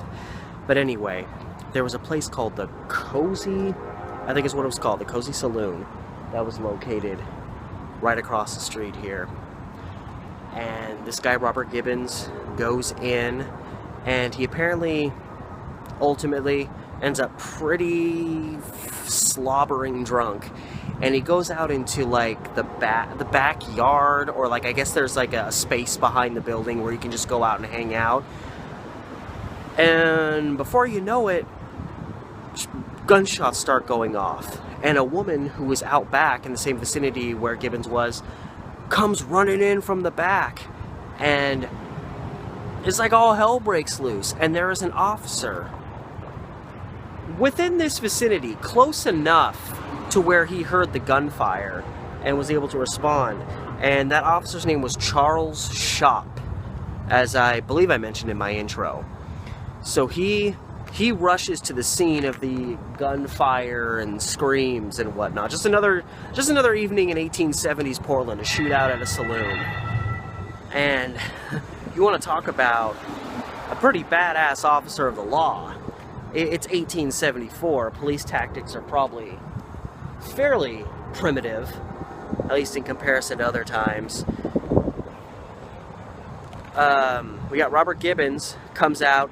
He sees Officer Shop and opens fire on him, shooting him, ultimately fatally wounding him. But even after being shot, Officer Shop jumped onto Robert Gibbons. And I believe it was either right in the doorway or right out front, so it would have been right on this sidewalk here. And he jumped on Gibbons, and even bleeding out and dying, he held him down until other officers arrived on the scene. So he went out fighting as best you possibly can in those circumstances. It's just really bizarre that this case, such an old case, and it involves, you figure some drunk at a saloon gets too drunk and shoots another guy. Like, you can understand that, but it was an officer getting shot. I don't know, this might have been the first case of an officer of the law getting shot in the city of Portland. I'm not dead certain on that. It was, Portland had only been a city for about 23 years. And Robert Gibbons was a guy who had relocated to Portland from Maryland. He was a widower, as far as I know. I'm not really sure how crazy his criminal background was. And this woman that he opened fire on was a woman named Annie Miles, who actually ran the saloon, as I understand it. And she claimed that she went out back, and he was out back with a friend of his, and they were just drunk and belligerent, and he just started shooting at her. And so she, of course, ran back into the saloon screaming. And the way that Gibbons would tell it in the aftermath is he had gotten just slobbering drunk in the saloon, which I think everybody who was involved kind of agrees on, at least that element of the story, that he was slobbering drunk. And he went out back to, like, sleep it off, however he would have done that. And that he was awoken by Annie Miles, like, trying to rob him. So he like snapped, or I guess that's how you defend yourself from a potential robbery. You just pull out your gun and start shooting at the person. This is, 1870s. I mean, it's really not that crazy of a concept that, oh, you're trying to rob me? I'm gonna blast you. So, I don't know. This Annie Miles, I don't know what kind of a reputation she had. Maybe she was robbing the guy, but whether she was or whether she wasn't, I wasn't justified in just opening fire on her. If he wanted to smack her, knock her away, that's one thing, but this guy decided to pull his gun out, and in the insanity of it all, he ended up shooting an officer of the law, who then pinned him down.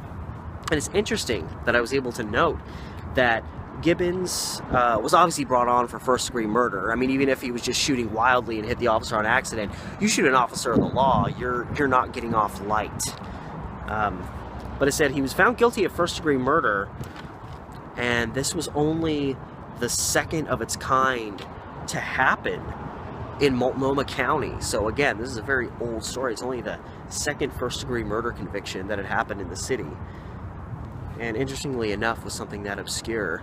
The guy only got a life sentence. He didn't go to the gallows even after being convicted of first-degree murder of an officer in the city of Portland. He got off with a life sentence. I mean, back then, that's getting off. They would give you a life sentence for just about anything back then. I'm even hyperbolic, but I mean, it's kind of sort of true. And with that, oh God, it's so great to be out in the sun. I was hidden behind this big building here for that whole video, so my hands started getting really cold with that sunlight being deflected, and it's still only like, I don't know, 45, 47 degrees outside. It's not bad though, you know, anytime it's sunny and not windy in Portland this winter is nice. So anyway, guys, all that said, I hope you enjoyed this trip way back in Portland history. One of the first degree murder convictions in the history of Portland, and the murder of Portland police officer Robert Shop. And I hope again I'm pronouncing his name right. I'm saying it in the way that makes the most sense. A friend says whoever killed Nathan Wolfe must have been a total lunatic. The friend he says this to, Jack LaRose, 23, 24-year-old guy, just days after Nathan Wolfe's murder, replies back with, paraphrasing, "You'll find out soon that he's not a lunatic." Now, who would say something like that with such certainty about a murder case unless they had some direct knowledge of it or possibly were a part of it? So I'm right in just a major hub of Old Town. I'm on, this is kind of where 2nd Avenue and Ankeny Street just kind of all come together. And I'm very bright. Okay. So who is Jack LaRose, and why is he important in relation to the Nathan Wolfe killing? Well, Nathan Wolfe was murdered on the evening of May 1st, 1908, while presumably kind of finishing his shift at a pawn shop he was the proprietor of on 1st and Morrison, which is, I'd have to guess, 8 blocks that way, something like that. So that's May 1st, 1908. Well, May 11th, evening of May 11th, 1908, 10 days later, there is a merchant store proprietor. He's running his business as usual. Reportedly, a man walks in. He has a big pipe with newspaper wrapped around it. I guess maybe to block or to keep his fingerprints from showing up on there. He presumably, because this seems to be his MO, modus operandi, he asks the proprietor of the business to show him something he has to kind of reach or bend over to grab, and when he does that, the guy struck him repeatedly with the pipe. He then dropped the pipe, ran out of the business. This is 10 days after Nathan Wolfe's murder. The following day, it's May 12th, 1908. There is a man who runs another merchant type store on 2nd and Cooch.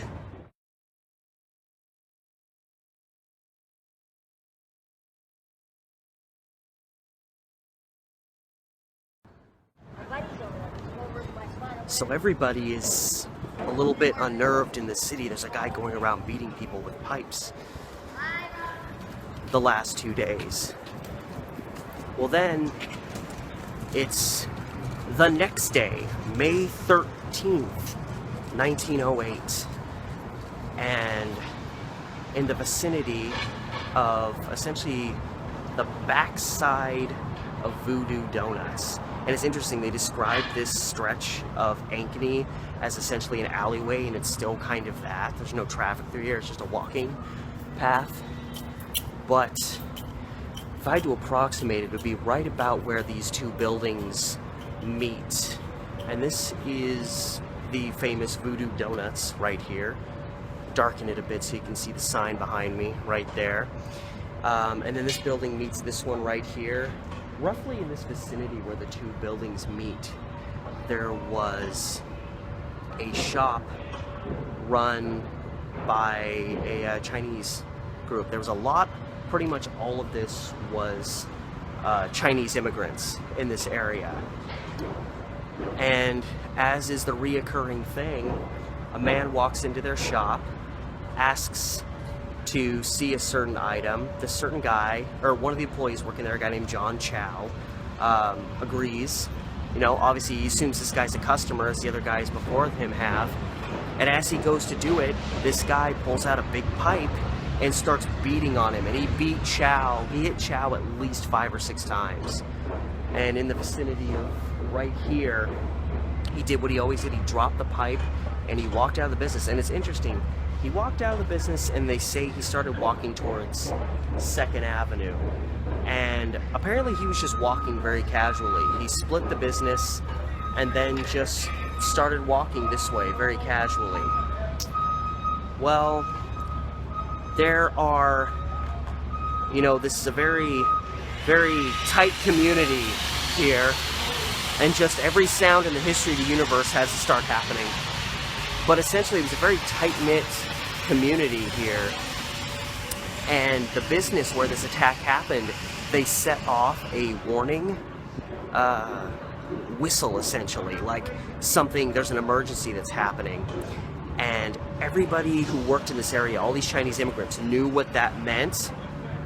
And all at once they all come out and they're all trying to figure out what's going on.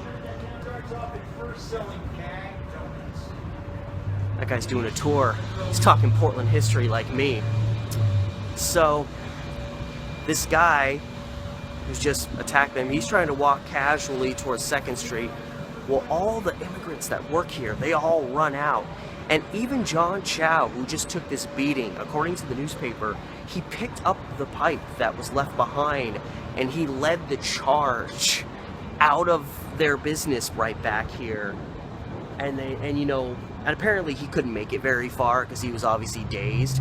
But the fact that he was able to pick up that pipe and he wanted to go after him, but there was other people in the building, they were able to point out this guy who's walking this way, and all these Chinese immigrants in this area start running after him to like exact some vigilante justice. So this guy looks back, sees them coming, and has an oh shit moment and starts running north on 2nd. And the next block up, you'll see here, is Burnside and 2nd. So this guy's in some trouble. He is running for his life now. There are who knows how many people chasing him. And he's just beelining it north. I mean, what else is he gonna do? He's sprinting towards Burnside.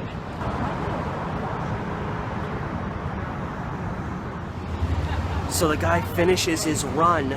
He's running across Burnside, and there's an unemployment office in the vicinity of this block right here. And it's lined with unemployed people trying to get some help. They see this guy running and all these Chinese immigrants chasing him, and they join the chase and they start running after this guy. Just who knows how many people running after this guy. And he's screwed, so he ducks into the Erickson Saloon, which is located right behind me, a place that's of fair prominence in this city. There was a massive fire that happened back here in the 1970s. He books it in there, and once inside, one of the guys inside there grabs him, slams him down, and holds him down by the neck until the police show up. I'm just envisioning this guy running by himself and all these people chasing him. It's like a Buster Keaton movie.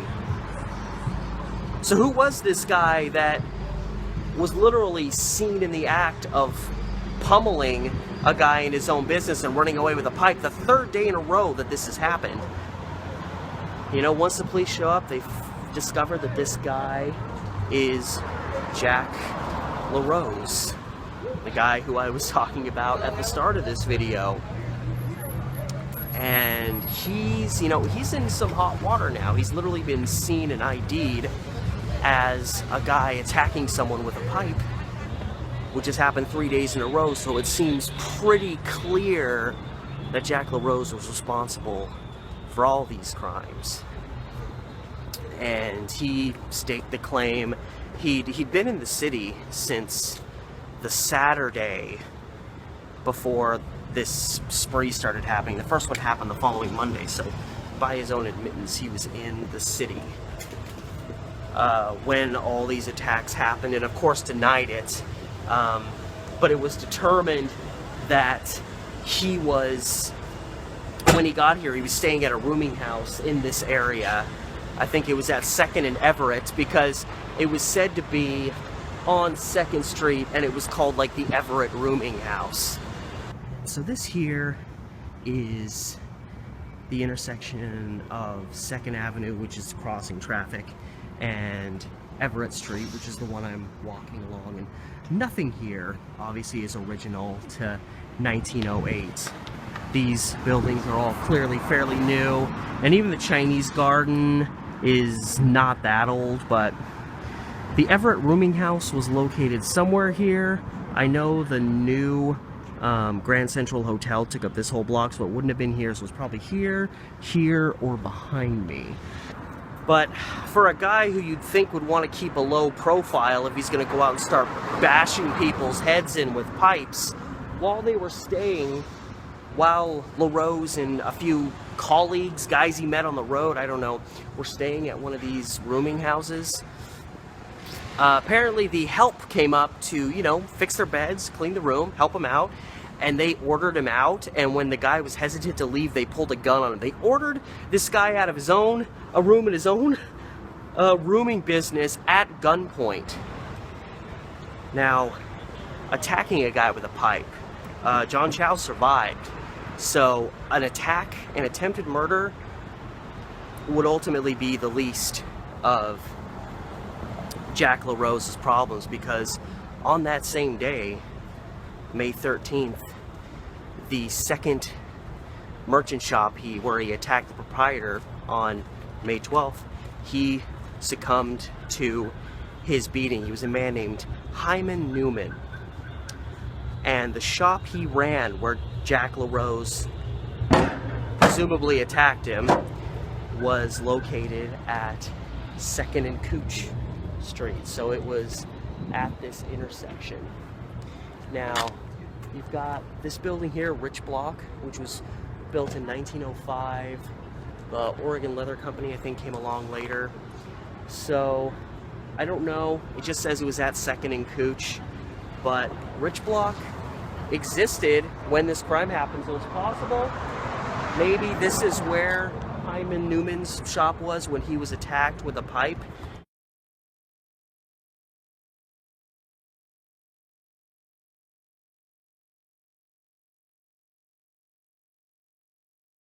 And succumbed to his injuries. The attack on the 11th of the other merchant, he survived. John Chow survived, but the attack on Hyman Newman was ultimately deemed a murder after he succumbed to his injuries. So Jack LaRose had a murder beef and an attempted murder beef awaiting him. And unlike most of these cases I'm discussing, random occurrences, one-time crime situations, Jack LaRose actually had established a nickname for himself, kind of a ripoff, so not that great, but it came out that when he attacked John Chow in his shop, Jack LaRose actually stated that he was Jack the Splitter.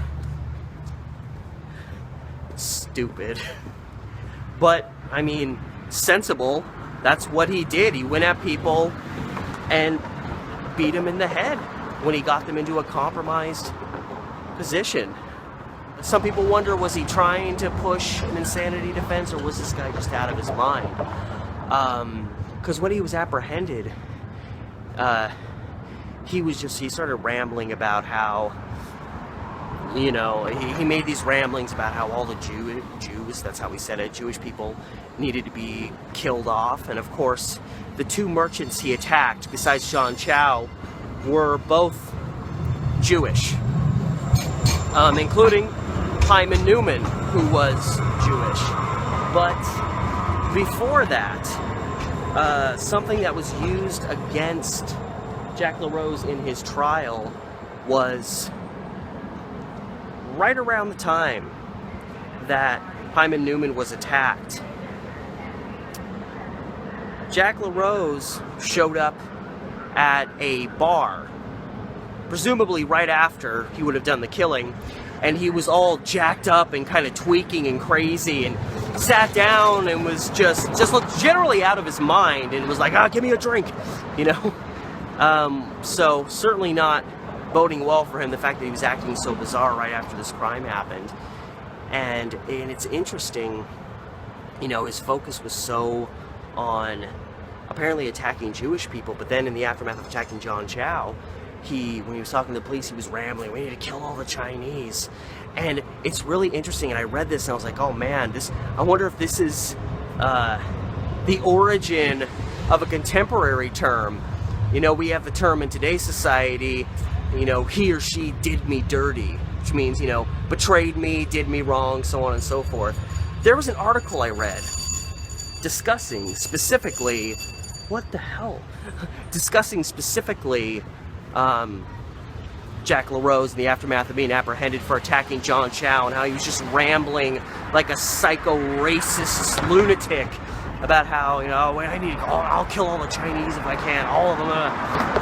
And when they asked him why he wanted to do that, he said, and I quote, it's done in quotes, he said, they did me dirt.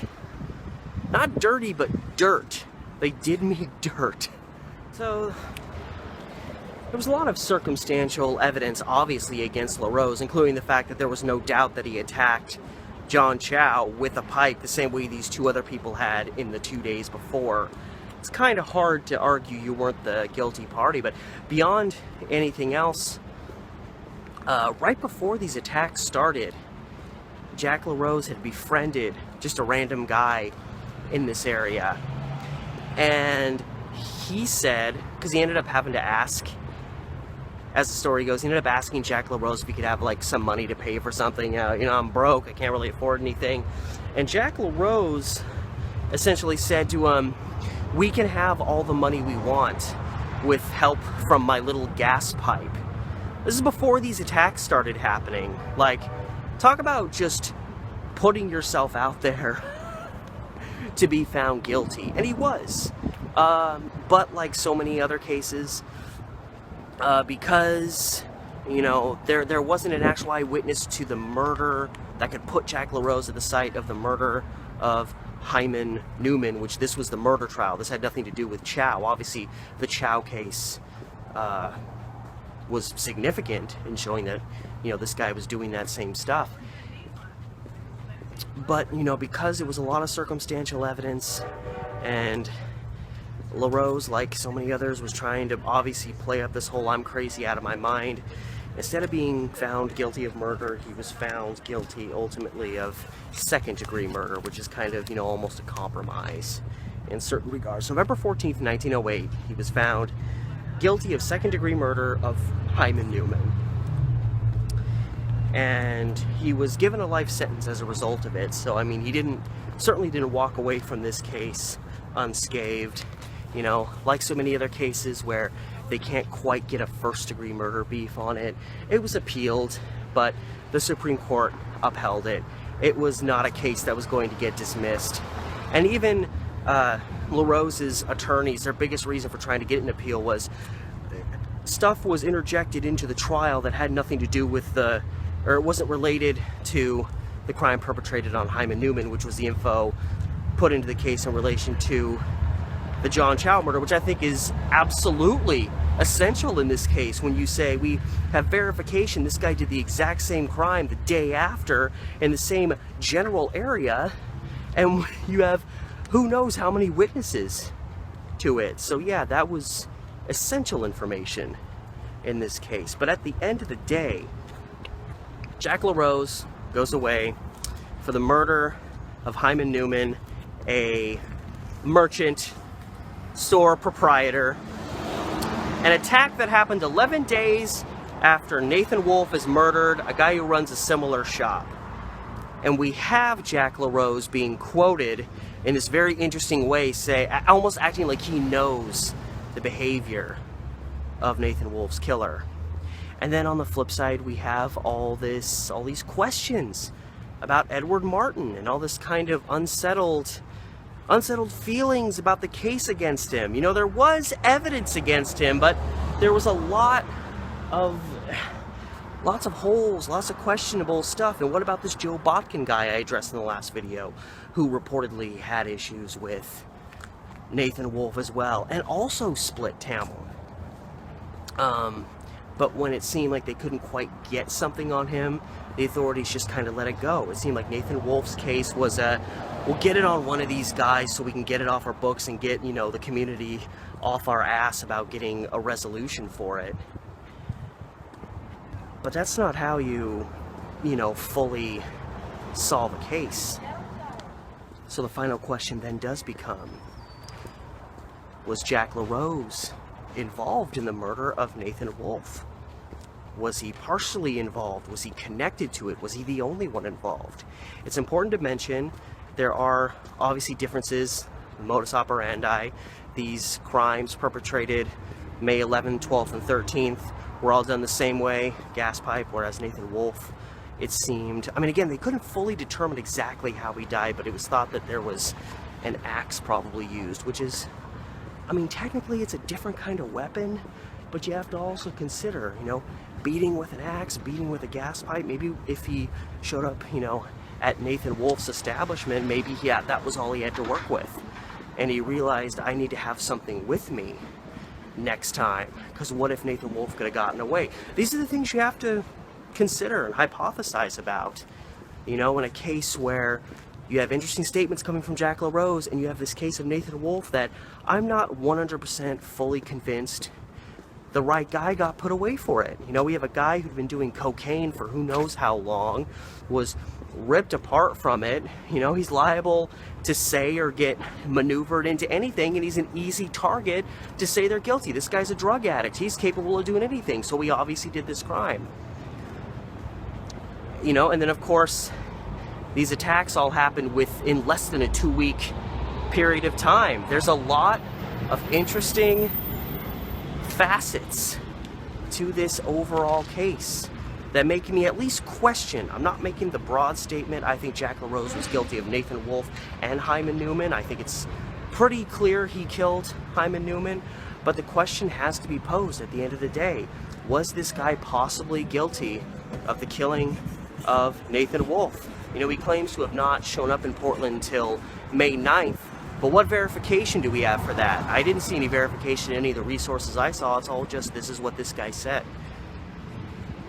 So at the end of the day, who knows? But I found it very interesting that researching these two cases completely independently of each other, not thinking in terms of correlations. I wasn't even paying attention to the fact that they happened so close to one another until I noticed they occurred within days of each other, and that Jack LaRose is referenced in relation to all of them at some point in newsprint.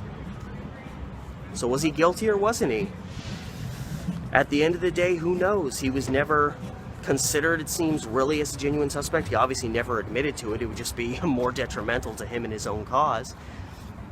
But he definitely had the ability to do it. Did Edward Martin have what it took to do it? We don't know. So we're left pondering and theorizing, but it's really interesting, wondering what really happened and who actually did what. And that's where I leave off. The mysteries of Chinatown. And Old Town Portland, I guess, in terms of Nathan Wolfe. Hi everyone, Steve the Amateur Historian. Once again on the fringes of Chinatown. I'm walking along Northwest 2nd Avenue between Everett behind me and then Davis Street right up there. Which would mean I'm bringing you a murder from 1902. A lot of murders from between 1900 and 1908. And this is a pretty old building here, but I don't think it's quite 1902 old. But for whatever the case, it would have been on 2nd Avenue, right between these two intersections. So pretty much this area right behind me would have been where a rooming house once stood, which this kind of has old rooming house vibes to it too, but I just don't think it's quite that old. I'll look it up and see if it was built pre-1902. Little to no odds that that was the case, but right about this area, there would have been a rooming house.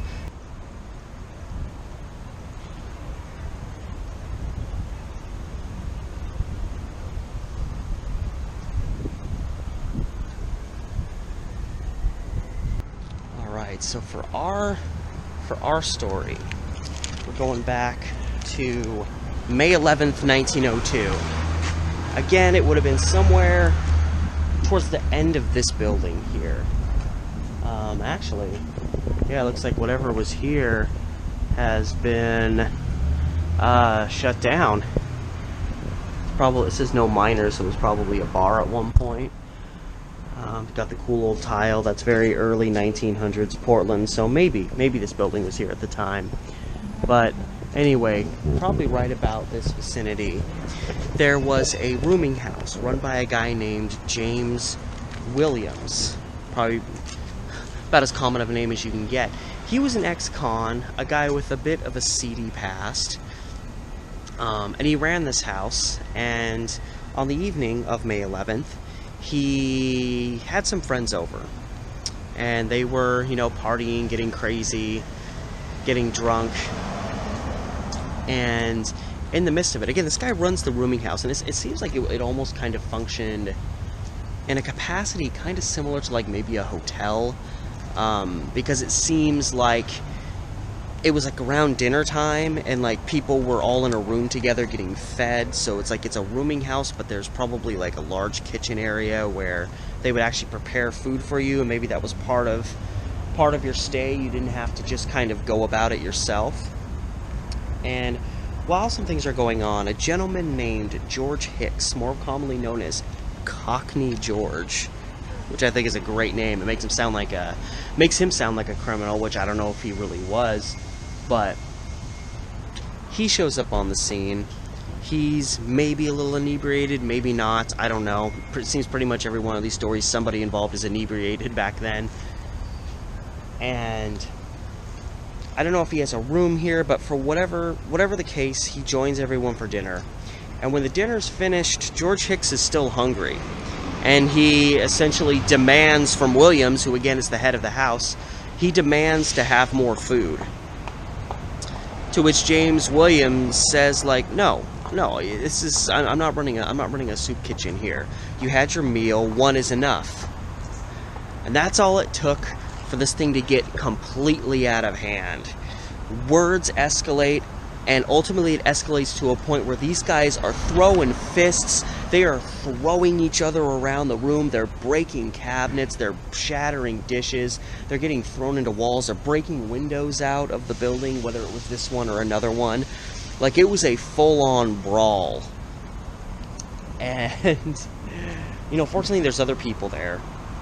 And they kind of finally were able to kind of separate these two guys. But, they're men of the early 20th century, and they have booze in them, as it seems. So it's not going to take long for these guys to get pissed off again.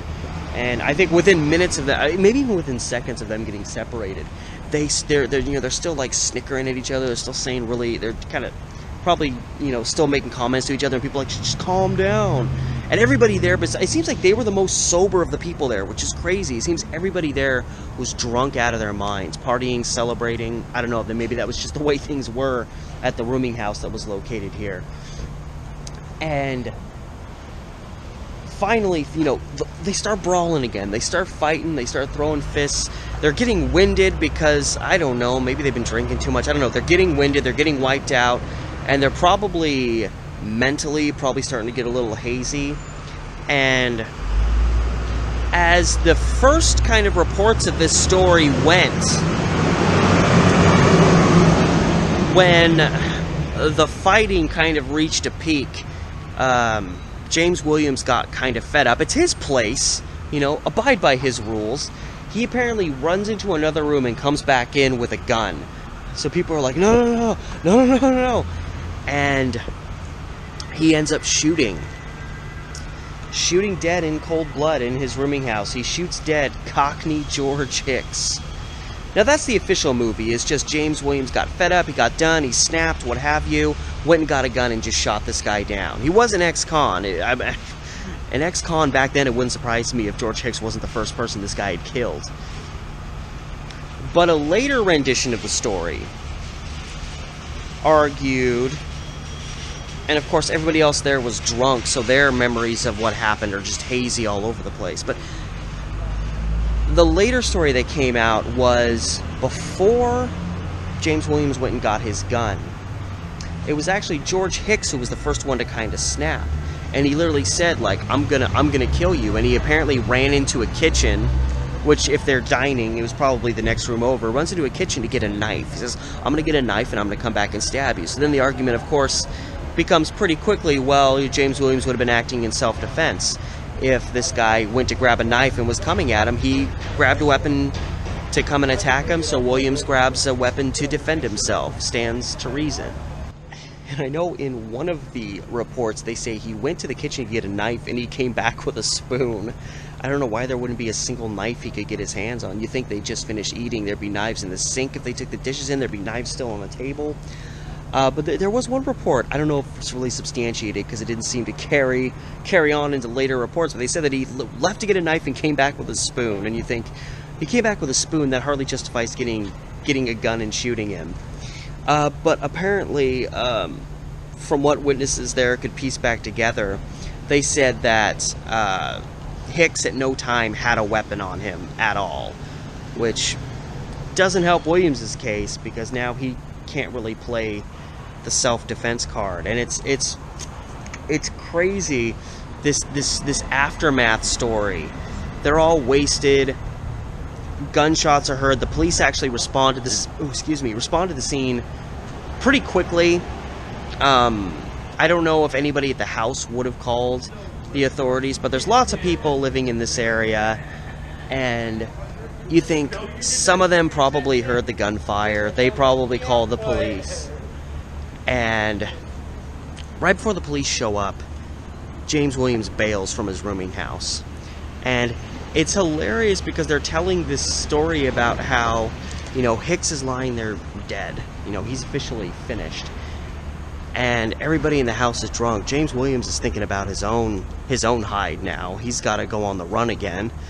And they talk about how, they picked the other people that were at the party that were just wasted. They picked up Hicks's body and, dragged him out behind the rooming house and tried to, hide him in, a storage shed, something or other. And, when the police showed up, they found the body pretty quickly. They're like, the body wasn't hid that well, and it was probably because the people there were drunk and just weren't, coherent enough to do a proper job of hiding this guy's body. So his body was discovered pretty quick, and I mean there were witnesses there, drunk though they were, that knew that James Williams was the guy that shot him. But now he's on the run. So I'm now up right around the corner. The rooming house would have been this intersection. You go a little bit that way, you come around and go this way. This is likely the direction in the aftermath that Williams would have run, because it leads you up towards, this is 3rd and Everett that we're coming up to. And the last time that Williams was seen before he perceivably went into hiding, he was seen just a block up the road here. Williams would have either been booking it this way or just the block over, the Grand Central Hotel, big old hotel that was located here. He was either bailing that way or he came around and was bailing in this direction. But dead ahead here, this intersection here is 3rd and Flanders, but if you go the next block down, it's 3rd and Gleason right up ahead. And before Williams would seemingly just disappear from sight for a rather lengthy period of time, the last time he was seen, he was near this block. There was a cigar stand, a cigar shop is how they describe it, and the proprietor of that shop was encountered by James Williams. Again, right at this intersection. Don't know which corner, probably over here somewhere. And he specifically asked the proprietor there when the next train leaving was taking off. for obvious reasons. He just killed a guy and was probably looking to split town. But interestingly enough, the authorities never honestly believed that Williams, as he was missing, they never really believed that he split town, even though it would have been so easy. And one of the reasons he would have been going this way, you know, running from his rooming house over there, talking to a cigar stand guy over here about when the next train is leaving town, is right over here is Union Station. So obviously, logistically, you'd think James Williams was heading in this direction looking to catch a train out of town. So you fast forward, it's May 23rd, 1902, 12 days after the shooting had happened. No signs of James Williams. And finally, completely out of the blue, he walks into town and turns himself in. He was just exhausted. He just couldn't go on. He had no support. He had to kind of, you know, stay underground for the fear that someone would find him. He came in, his body's falling apart, he was starving, he was all haggard, you know, he had that almost 2 weeks of scruff growing on his face. And he was just fried. He was just done, and he turned himself in. Denied being drunk when the shooting occurred, even though I feel like that would have benefited him to claim so. And then, of course, as he told his side of the story, that's where this whole addition came about, to where he didn't just blindly grab a gun in a rage and come and shoot. But actually, George Hicks instigated the situation by running into another room, threatening to grab a knife that even witnesses in the room say he never had. Whether he went to grab a knife or not, the fact of the matter is he came back with nothing, which means you can't really play a self-defense card at that point if he doesn't have a weapon and you're claiming, well, I pulled the gun out because he pulled a weapon on me. So he turned himself in. He had a story that obviously was to his benefit, but didn't really... It either didn't hold water, he didn't have anything to back it with. It was just his defense. Oh no, trains are coming. I gotta try to get through this before they show up and blur out my audio. But anyway, our man, James Williams, goes on trial for the situation, tries to argue his case that Hicks had a knife on him. He claimed the fight was instigated by Hicks after he demanded more food. He claimed that, you know, he ran to the kitchen to get a knife, and when he returned, again, he supposedly either came back with nothing, or best case scenario, he came back with a spoon. Trying to do the self-defense play, but, oh, Max Train's actually pretty quiet. I thought it was going to be nice and loud. But yeah, at trial, you know, again, the question came up of self-defense. So it seemed like when all was said and done, even if Hicks didn't have a weapon on him, it seemed like Williams probably wasn't going to get the harshest punishment around, because it wasn't premeditated. It seems like it came as the result of a fight, which is still not justified. Even if he can't argue that, you know, both men had weapons, you could argue this one down. And in the case of James Williams, who even made the claim that Hicks had, like, verbally abused him going in, so maybe he really did fully instigate it. Who really knows at this point? But when all is said and done, he was found guilty of manslaughter, which I guess makes sense. It wasn't pre-planned. It seemed to come at the height of a fight that Cockney George Hicks may or may have not been the primary instigator of. It seems like he probably was a little bit of the instigator, because he was telling a guy how to run his own rooming house, essentially, which he doesn't have the right to do. So yeah, I think manslaughter was, again, kind of a middle-of-the-road solution to be reached. And he only got a 3-year sentence when all is said and done, which is, you know, a little surprising. Not uber surprising. I mean, it really depends on... It seems like judges put a lot more credence in what juries suggested back in the day than they really do now. So if juries found you guilty of a crime at a certain level, and they asked for leniency, oftentimes the judge would give them that leniency. And in the case of Williams, who, I mean, he was an ex-con, but it seems like the people felt like this was a high emotional situation. He probably just freaked and snapped. It seemed like Hicks was the guy that really, you know, propelled things forward. It was probably, you know, there were reasons for them to say, we find him guilty, but judge, give him leniency. And that's what the judge did, giving him a 3-year sentence. And he went off to prison for a few years. And that's it. That's the story of the murder of Cockney George Hicks. It's just, that sounds like a guy from the Old West. Well, hello everybody. Steve the Amateur Historian coming to you from Chinatown. Well, not quite. I have like one more block to go. I think once I get to this next block down, I'm officially in Chinatown. I'm still technically in the Pearl, but hey, a guy named George Cromartie was murdered here. I've passed this spot so many times, I'm pretty sure this is like the 3rd or 4th episode that I've referenced that. But anyway, I'm going to be in Chinatown. And that is apropos. Why? Well, because the case I'm about to bring you is a case involving a man of Chinese descent who lived in Portland. And whose body was discovered dead and rotting away in a trunk in Seattle. What does that have to do with historic murders from Portland? January 24th, 1912. The decomposing body of a man of Chinese descent is discovered stuffed into a trunk that is discovered at Seattle's Union Depot. They have a case on their hands. They need to figure out who this guy is. They maybe think they have a local Seattle-based murder crime to investigate.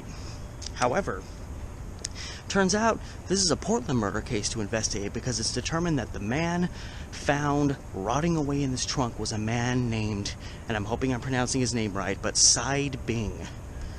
S-E-I-D. First name is how the first name is spelled. Last name spelled, well, like Bing. B-I-N-G. And he was a guy living in Portland. And he was last seen in Portland almost a month before his discovery. So he'd actually been missing for about a month. And upon identifying this man as Said Bing, there was an immediate theory put forward as to what happened, how he ended up dead. And it was thought to potentially have some relation to what were Tong murders going on at this time.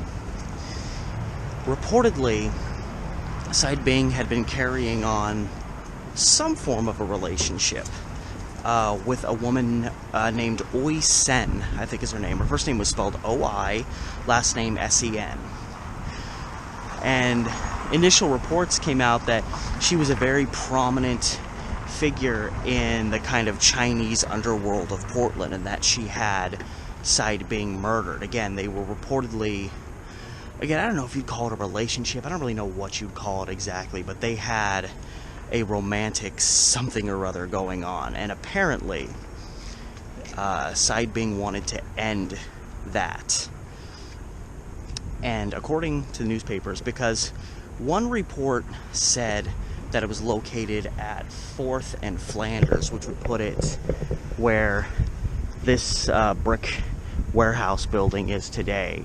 Some newspapers said that Oi Sen's, I don't know if it was an apartment or rooming house, what exactly, but it was a large building with multiple rooms, probably an apartment house of some kind. So a few reports said it was northwest corner of 4th and Davis, which is right where this, or not 4th and Davis, 4th and, yeah, 4th and, I'm so confused, 4th and 4th and Everett.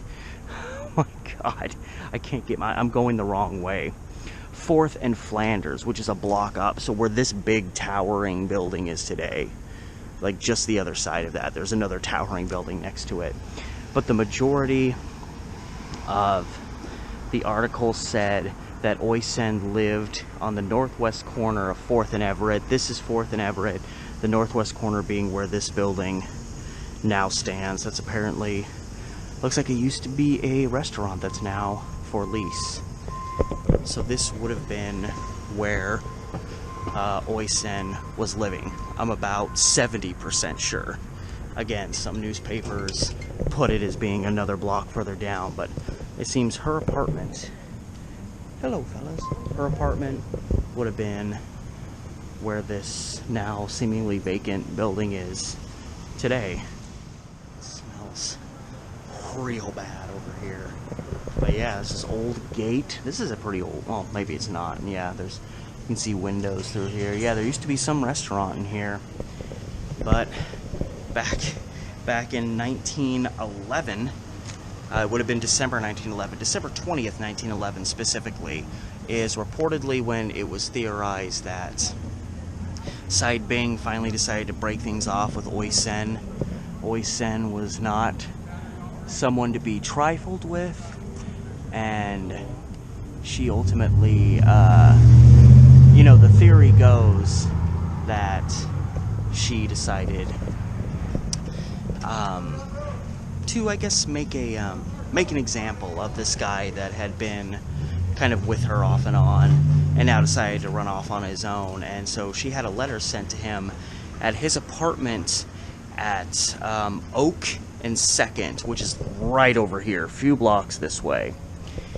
And in that letter, it was, you know, I guess super sympathetic, super apologetic. I'm sorry, whatever's going on, we can make this work out, and I want to meet you, all that stuff.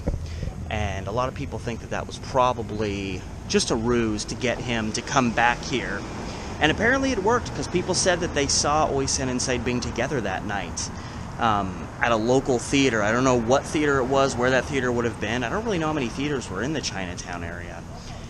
But after that, not long after that, Said Bing vanished and wouldn't be seen again till his body was found in a trunk where it had been rotting away in for about a month by that point.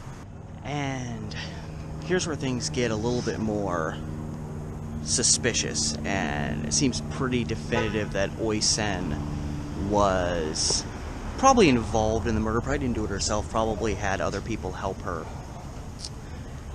So the last Said Bing is seen alive. He's hanging out with Oi Sen, who again lived presumably at this intersection. And the morning after this, so December 20th is when Said Bing is last seen alive. It's the morning of the 21st, December 21st, and a guy named, I gotta look at it because it's so oddly spelled, Joe Starfas, S-T-A-R-F-A-S. He's a delivery guy, pickup and delivery guy, kind of a 1911 version of a UPS dude, it seems. And Joe Starfas is called to this location by what he only describes as a Chinese woman. You know, Oi Sen obviously was a Chinese woman. And he was brought there to take a trunk for this woman to be delivered to the Union Depot station in Seattle, where Said Bing's body was discovered in a trunk. And, you know, in order to do this, he was invited into the building and went up towards her room. I don't know if she let him inside. But whatever the case, he took the trunk, and he said he was there was something kind of unsettling about it. He said the trunk was astonishingly heavy, you know, because there was probably a human body in it. And it's the description of how Said Bing was discovered, beyond the fact that he'd been decomposing for a month. His body, because they had to fit him into this trunk, his body had been severed at the hips and severed again at the knees, and then just stuffed in there. And they poured a bunch of like rock salt in there, and the objective of that was to soak up any blood that fell out, so that blood wouldn't be dripping out of the trunk and no one would be suspicious. But obviously it seems like the trunk was sent off to Seattle just to get rid of it, because nobody was there to pick it up, and that's how it was found, kind of just derelict on its own, and opened, and oh, there's a body in this trunk. And so you have a guy saying the morning after Said Bing is last seen, he's brought to the building where Oi Sen lived to pick up a trunk to deliver exactly to where Said Bing's body was found, to the very building in Seattle, hundreds of miles away. So it's not looking good for Oi Sen. It seems pretty obvious. So this information gets to the authorities. They come to the building with Joe Starfas because they want him to identify the woman. They want him to be able to identify the room if he can, because this is a big lead. But they aren't going to find the woman, because that same day that Joe Starfas picked up the trunk and had it taken away to be shipped off to Seattle, Oi Sen vanishes from the city of Portland. She reportedly was heading towards the Dalles, which is 50, 60 miles this way. So, of course, You're never guilty when you split town right after somebody else you're romantically involved with vanishes. You know, don't split town. We're going to know that you did it. So the authorities were not going to find her. But Joe Starfuss led the authorities to the room that he'd gone to pick up this trunk from this Chinese woman. And it was the room that Oi Sen was residing in, that he'd picked the trunk up from. And there was actually a little bit of confusion about that because Oi Sen had apparently occupied more than one room in this building. She'd stayed in rooms 5 and 6 in the building over time, and initially Joe Starfuss took them to, he said it was room 7 or 8. So you'd think, okay, there's a little bit of confusion in there. However, the police ultimately ended up searching room 6, which was the last room that she was known to have resided in. And it was so strange. There was other people living in there. Now granted, this is a month later. You know, the authorities are finally looking into this case. They finally know that Said Bing is dead. And they go in there, and there's other people residing in the room now. Now, these other people that are now living in Oi Sen's room, and the authorities know by this point that she lived in that room. These people, another Chinese couple, they claim that they'd been living in there since the summer of 1911. And of course, Said Bing vanished, around December 21st. So these people are claiming that they'd been living in this room months before Oi Sen was reportedly living there. The presumption was that these people, probably knew Oi Sen and were there to cover for her. But they didn't even cover well because, here it is, it's a month after the murder, and there's blood on the walls. There's blood all over the apartment. Like, just a horrible, brutal crime happened there. Like, these people didn't think to clean up. And apparently, like, these other people that were living in the room, they vacated the room right after, the first signs were seen that some kind of crime, brutal crime had happened here. Now, I don't know if they left willingly or if they were forced to leave, but in leaving, it allowed the police to have a more thorough search, not just of that room, but of the whole building. So beyond this blood that they saw on the walls, in Oi Sen's room 6 in this building, there was blood found. There was a big blood stain found on the carpeting of the floor, and then blood found splattered on the walls. That was the initial blood they found. But they also discovered, and it had obviously been hidden away, there was a small room where a bed, the mattress, had been stuffed into and locked, like they were trying to hide this bed from someone. And they got into this room and found this mattress, and it had bloodstains on it, and the middle of it had been cut out, like there had been, considering the fact that there was already blood on, other parts of the mattress that were there, this part in the middle that was cut out, must have just been covered with blood, and it kind of pushed the idea that Said Bing, or at least somebody, had probably been murdered on a bed. And, one theory, you think about the fact that he seemed to want to break free from Oi Sen, and then she tried to bring him back into her good graces. They could have gone back to her place, gone to bed together, and presumably were going to get romantic, and then either she or someone else, or she and other people in that moment, attacked him, and that's why there was bloodstains all over this bed that they tried to hide away. So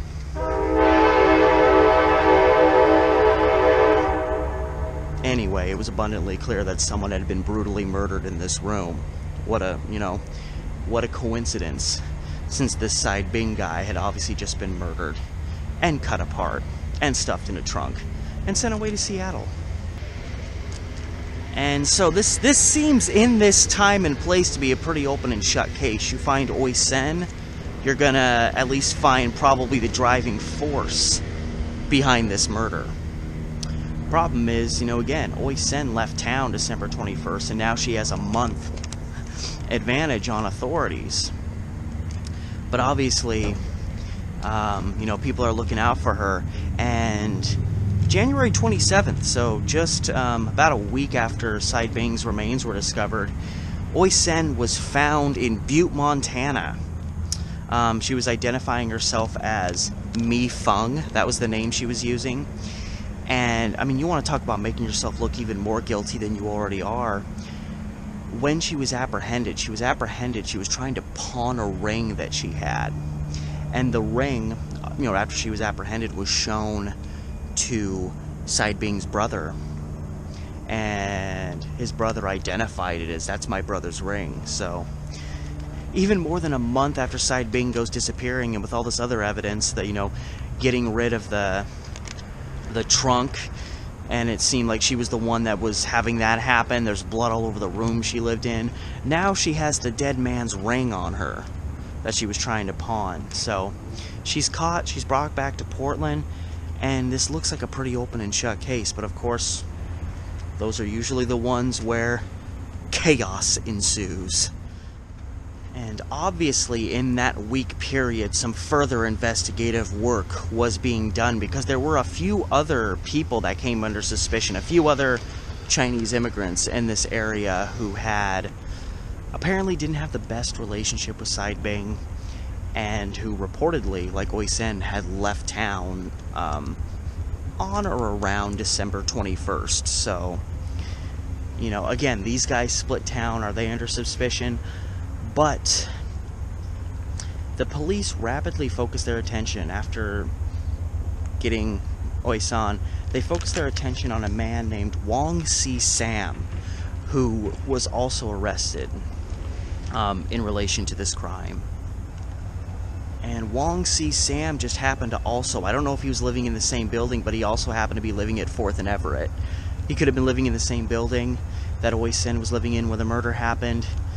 Or right across the street. Either way, it's kind of suspicious, you know, that he's living right there. But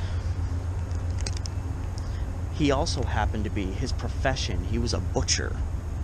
And you think about the fact that obviously Side Bing's body, after he was killed, had to be cut. Essentially, his body had to be cut essentially into probably 4 pieces if he was severed at the hip. You have the upper half of his body, you have this section, and then he was severed at the knees, so he would have had his 2 lower legs as well. And Wong Si Sam was close to Oi San, and he happened to have experience cutting things up. I need to get away from these trains. They're extremely loud, and there's a lot of homeless people over here. So anyway, we have a new guy in the mix.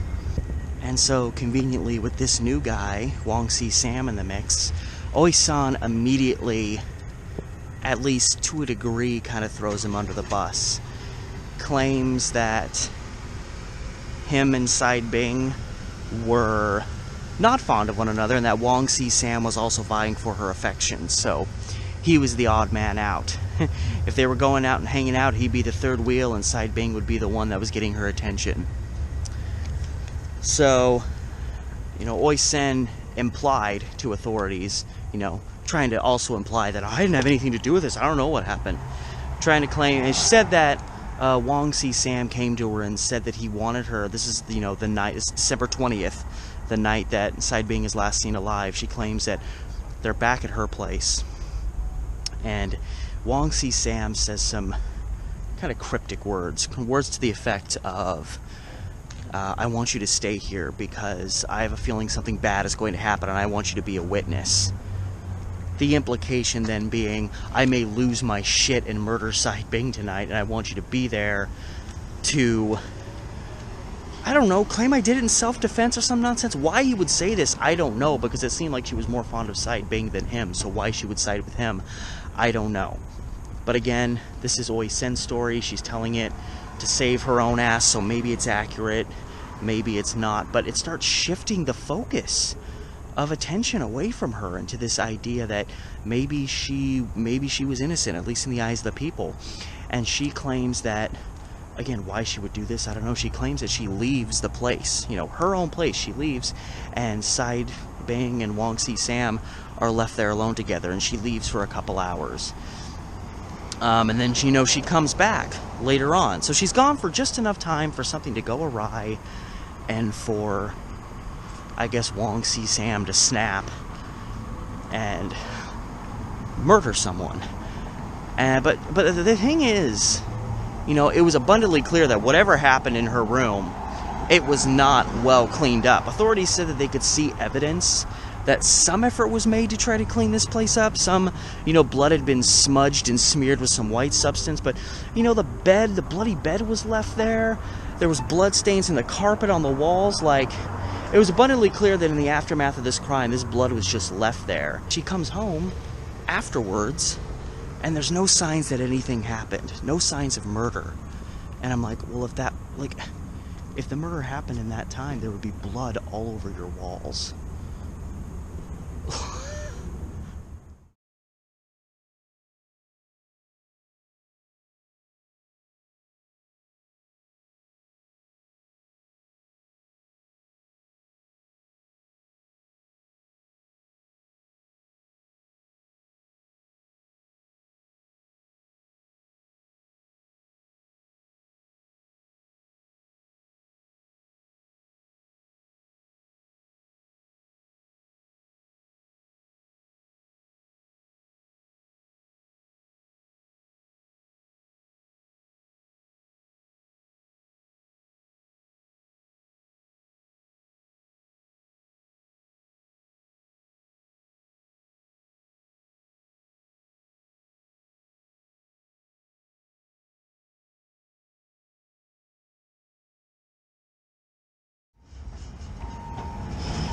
And so she put the finger on these two guys, and simply put, she said that these two guys got together, presumably while she left her apartment. Again, why her apartment would still look normal to her when she came back, but whatever the case. Her story is she left for a while. Sin and Sam ganged up on Side Bing and murdered him. And they did it because they were viscerally jealous of the fact that Side Bing was Oi Sen's, as she put it, favorite. Meaning, she didn't long for their affections, she longed for Side Bing's affections, and they couldn't deal with it. And so, I guess in the ultimate FU to both Side Bing and Oi Sen, they murdered and butchered him in her room. But it seems that Oi Sen got away with it. I saw nothing showing that she was convicted of anything. Even though it's in her room, she obviously got rid of the body. I saw no signs that she went down for this. She threw these other two men under the bus, claimed that they did it, which didn't really make a lot of sense, especially with the aftermath. And ultimately, the only one that really went down was Wong See Sam. He was actually given a life sentence for second-degree murder, which means the authorities chose to believe Oi Sen's story that he was primarily involved. I don't know if Choi Sin went down for anything, but Wong See Sam got second-degree murder for something that, it seemed to me, based on the analysis, they couldn't even prove he was there. This was just one person's story, but I guess she was again, kind of a prominent person, and she actually tried to commit suicide shortly after this because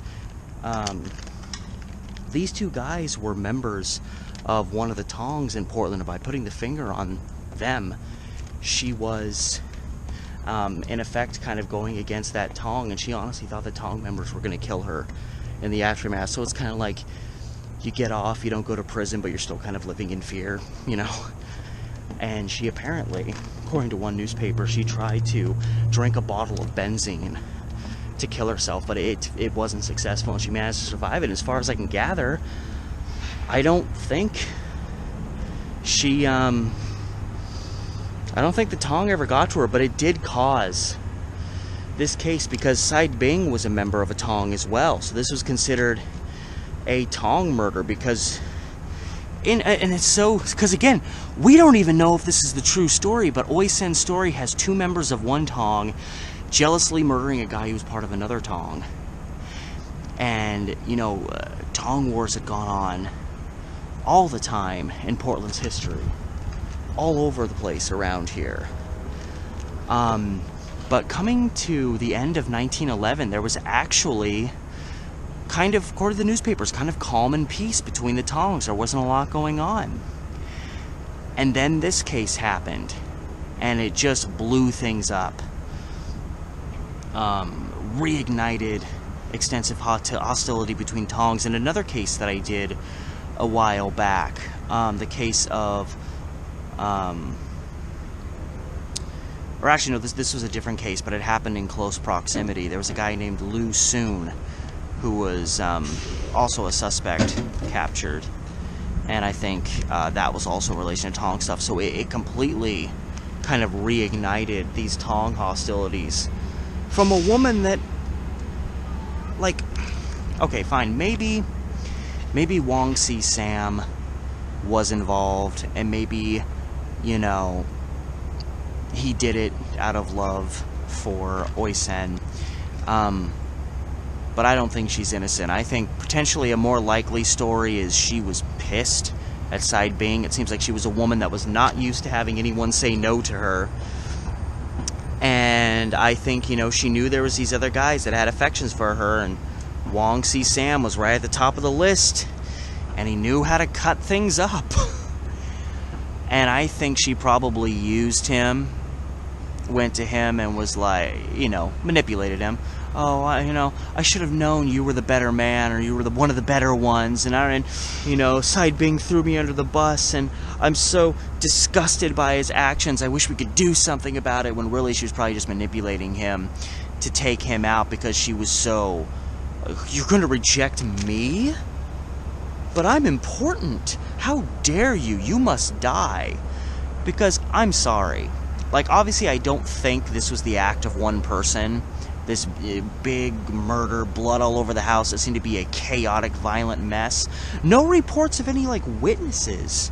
Like, people were living in that apartment house, and it seemed like there was nobody that actually really said what they heard inside that building. But there was blood everywhere.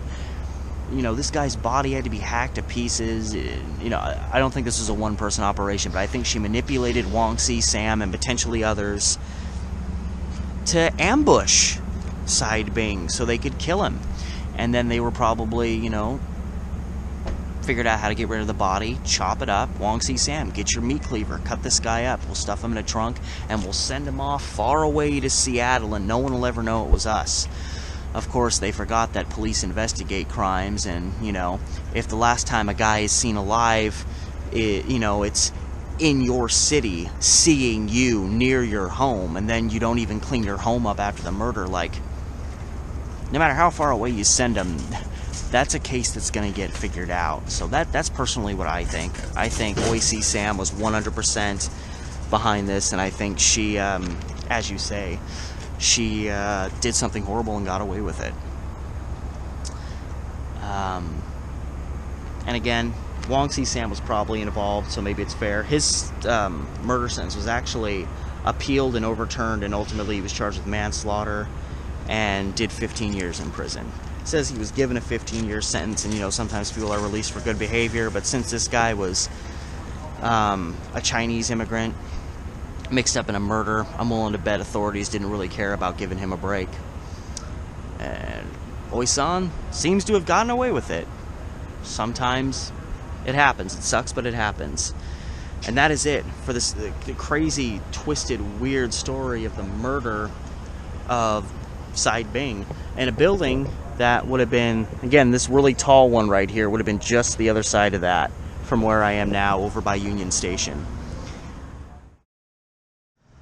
Somehow this series always brings me back towards the Chinese gardens. I don't know why. It's like the 10th time I passed it doing an episode, but for my sake, I'm coming to the intersection of Northwest 2nd and Everett, which is this intersection right here. And for our story, it's November 7th, 1910. Exactly 75 years to the day before my best friend was born. 11 days before me. But yeah, this is another... Ugh, loud as hell. But yeah, this is another area where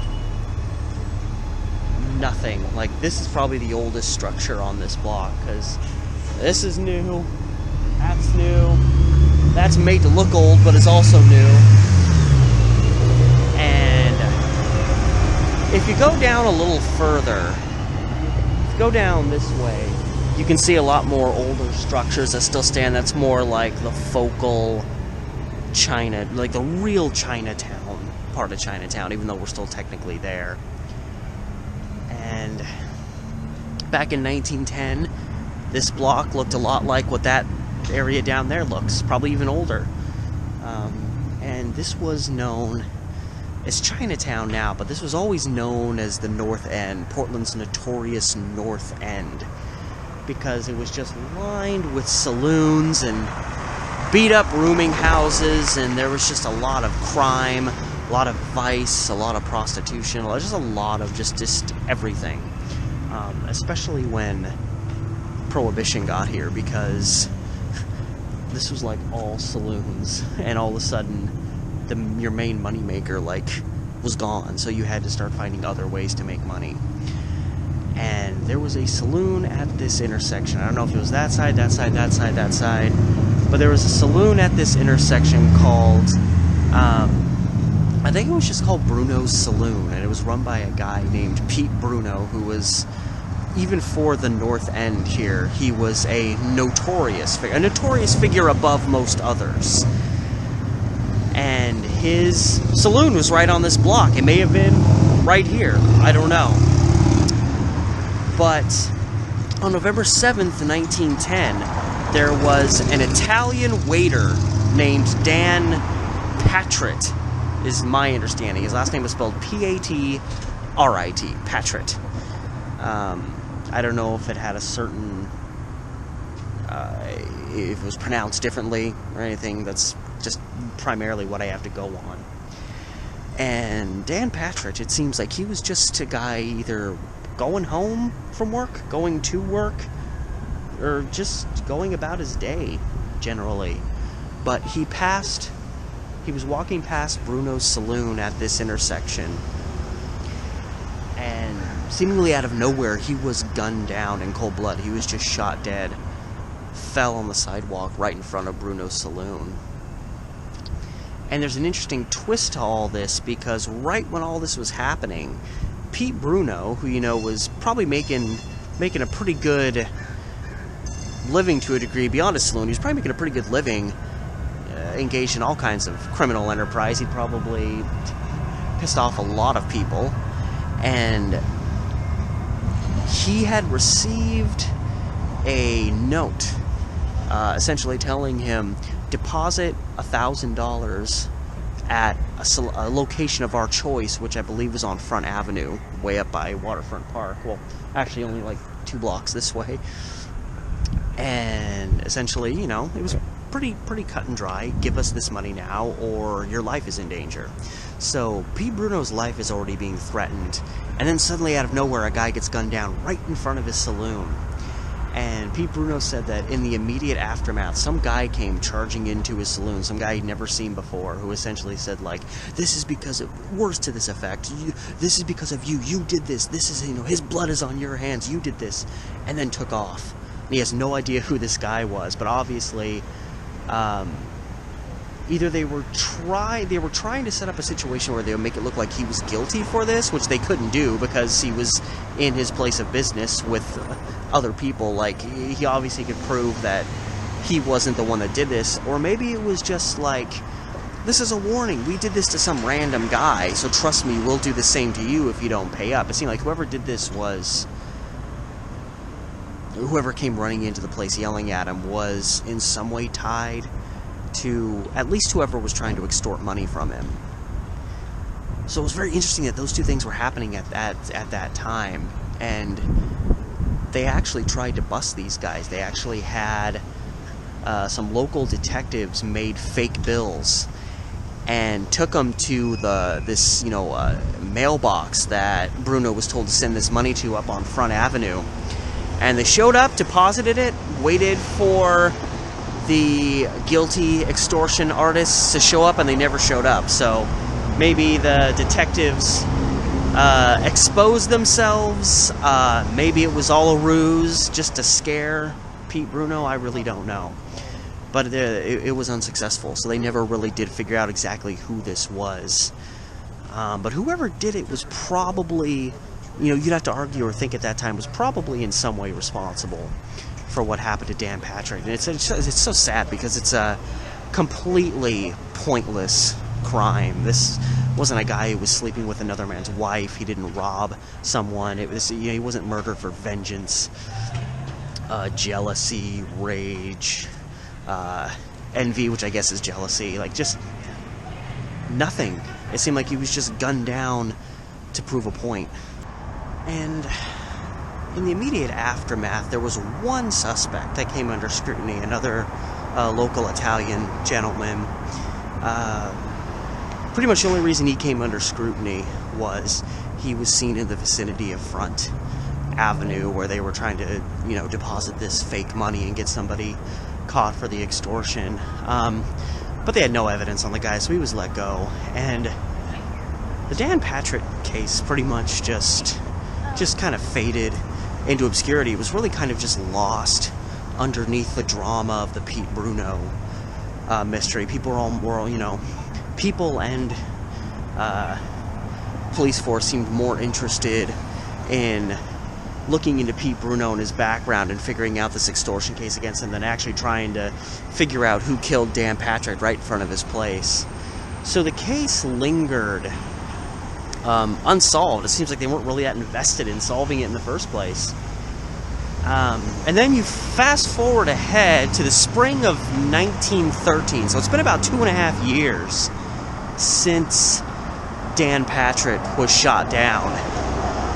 No new leads or anything. And randomly, out of the blue, a guy named Mike Gallo, who ran what's the term? I love the term. I forget what it's called. A bunco gang. He led a bunco gang. I just love that terminology. Mike Gallo was a guy that ran a bunco gang, and they worked out of Portland for a while. They worked out of Portland during the time that Dan Patrick was shot.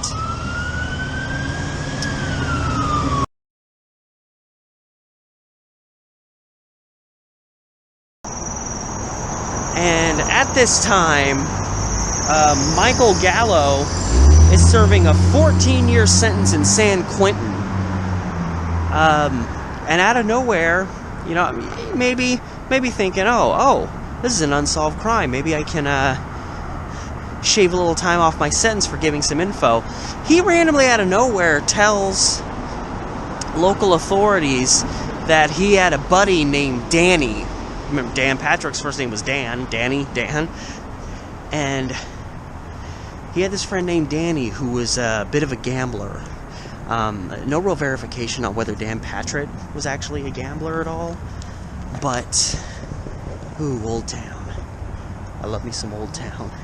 But, anyway, he says his buddy Danny got killed in Portland, got shot on the street, exact same way that Dan Patrick died. And he was gunned down by a guy, and I don't know how to pronounce the name. It's spelled Crouda. No first name. I guess Crouda? I guess Crouda sounds accurate. Yeah. His details were slightly different on one point, though. He said that this Crouda guy gunned down his friend Danny in a saloon, and Dan Patrick was shot down in front of a saloon. Now, that is a detail that you can get wrong. I mean, this Michael Gallo wasn't admitting to have been there. He was just saying that his buddy Danny got shot in a saloon in Portland a couple years earlier. And here, we have a guy named Dan Patrick getting shot a couple years earlier in front of a saloon. So authorities pretty quickly put the pieces together and thought, Michael Gallo's probably talking about the murder of Dan Patrick. Hey, fellas. Having to maneuver my way through some real killers if you mess with them. So in the end, we can't fully say that the Dan Patrick murder was solved. The authorities just had a theory that they liked to go on. And you have a guy who worked out of Portland in the criminal enterprise, at the time period, specifically when Dan Patrick was gunned down, you know, in an area where gamblers like to hang out. So maybe Dan Patrick was a gambler, but they're thinking that, you know, with Michael Gallo's seeming personal knowledge of the case, the theory the police force went with in the end was Patrick probably got mixed up with, you know, people from Michael Gallo's Bunko gang, or people that they were associated with, this kind of slew of criminals, and they might have been, you know, the Gallo Bunko gang, as they were mostly called. They were known for, you know, committing robberies left and right in the city while they were here, and they thought maybe Dan Patrick got mixed up in that and was maybe shot as a result of a disagreement in terms of how to spread the wealth, how to spread the loot of some recent robbery they'd conducted.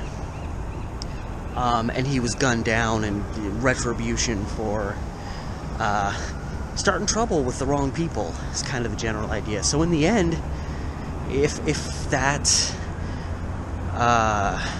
theory is to be believed, in the end, Pete Bruno, who seemed to be the focal point in the immediate aftermath of the shooting, may have had nothing to do with it.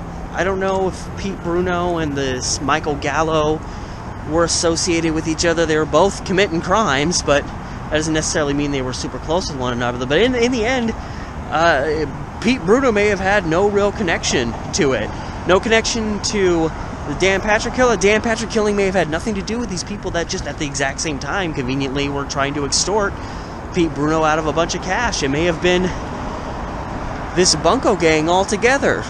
And that is, that's just in the end what we're left with, is a couple theories. And that's really it in terms of the murder of Dan Patrick in front of Pete Bruno's saloon in the old North End, now Chinatown, back in 1910. I actually don't. I was planning on doing one video, and now I'm randomly remembering another one that I just recently discovered and took notes on, and I'm only like 3 blocks away. So I was planning on going this way or that way, but now I realize I should go this way because I can literally go to, this is one of those things. It's, you know, there's not one neighborhood in Portland, or probably any town, city, community, where there hasn't been some murder that happened at some point. So you look this way, you're like, oh, something happened there, that way, something happened there, something happened there, something happened back this way. It's almost insanity inducing. But anyway, trying to get towards, I want to say 6th Avenue, just north of Burnside.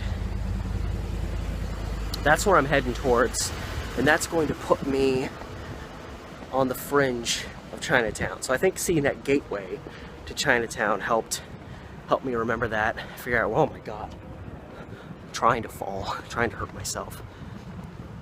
That is the objective right now, because this is actually it's not just a very Portland story for its time, but it's a very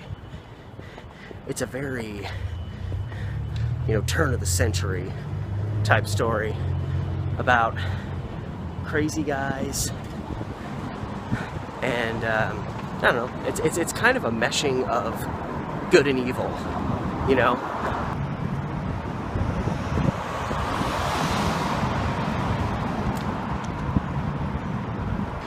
I don't trust crossing at Burnside here. The street's too wide, there's too much that can go wrong.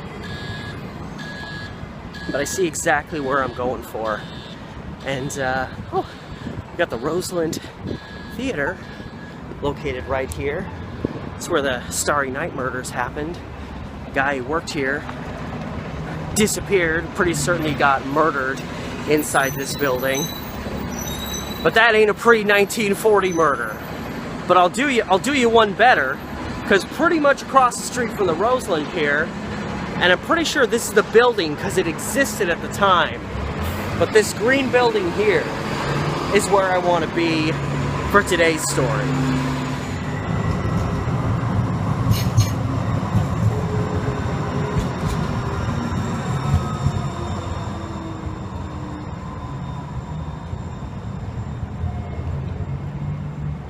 So what's always complicated is most of these stories I do are pre-1930. And when it's a pre-1930 story, 1930 is the year that the addresses all changed in the city of Portland. They kind of restructured how the city was. It was growing. And so pretty much all these addresses you find in newspapers for cases pre-1930, there's a big document they made that showed what those addresses are now. And of course, a lot of those addresses, when you find them, they point you to a general spot between two buildings, so you're not dead certain which one it was.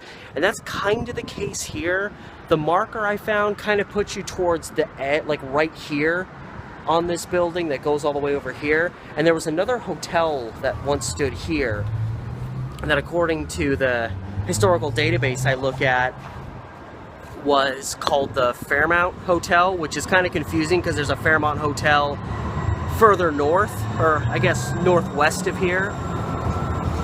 So the marker suggests it was this building, this big green one right here.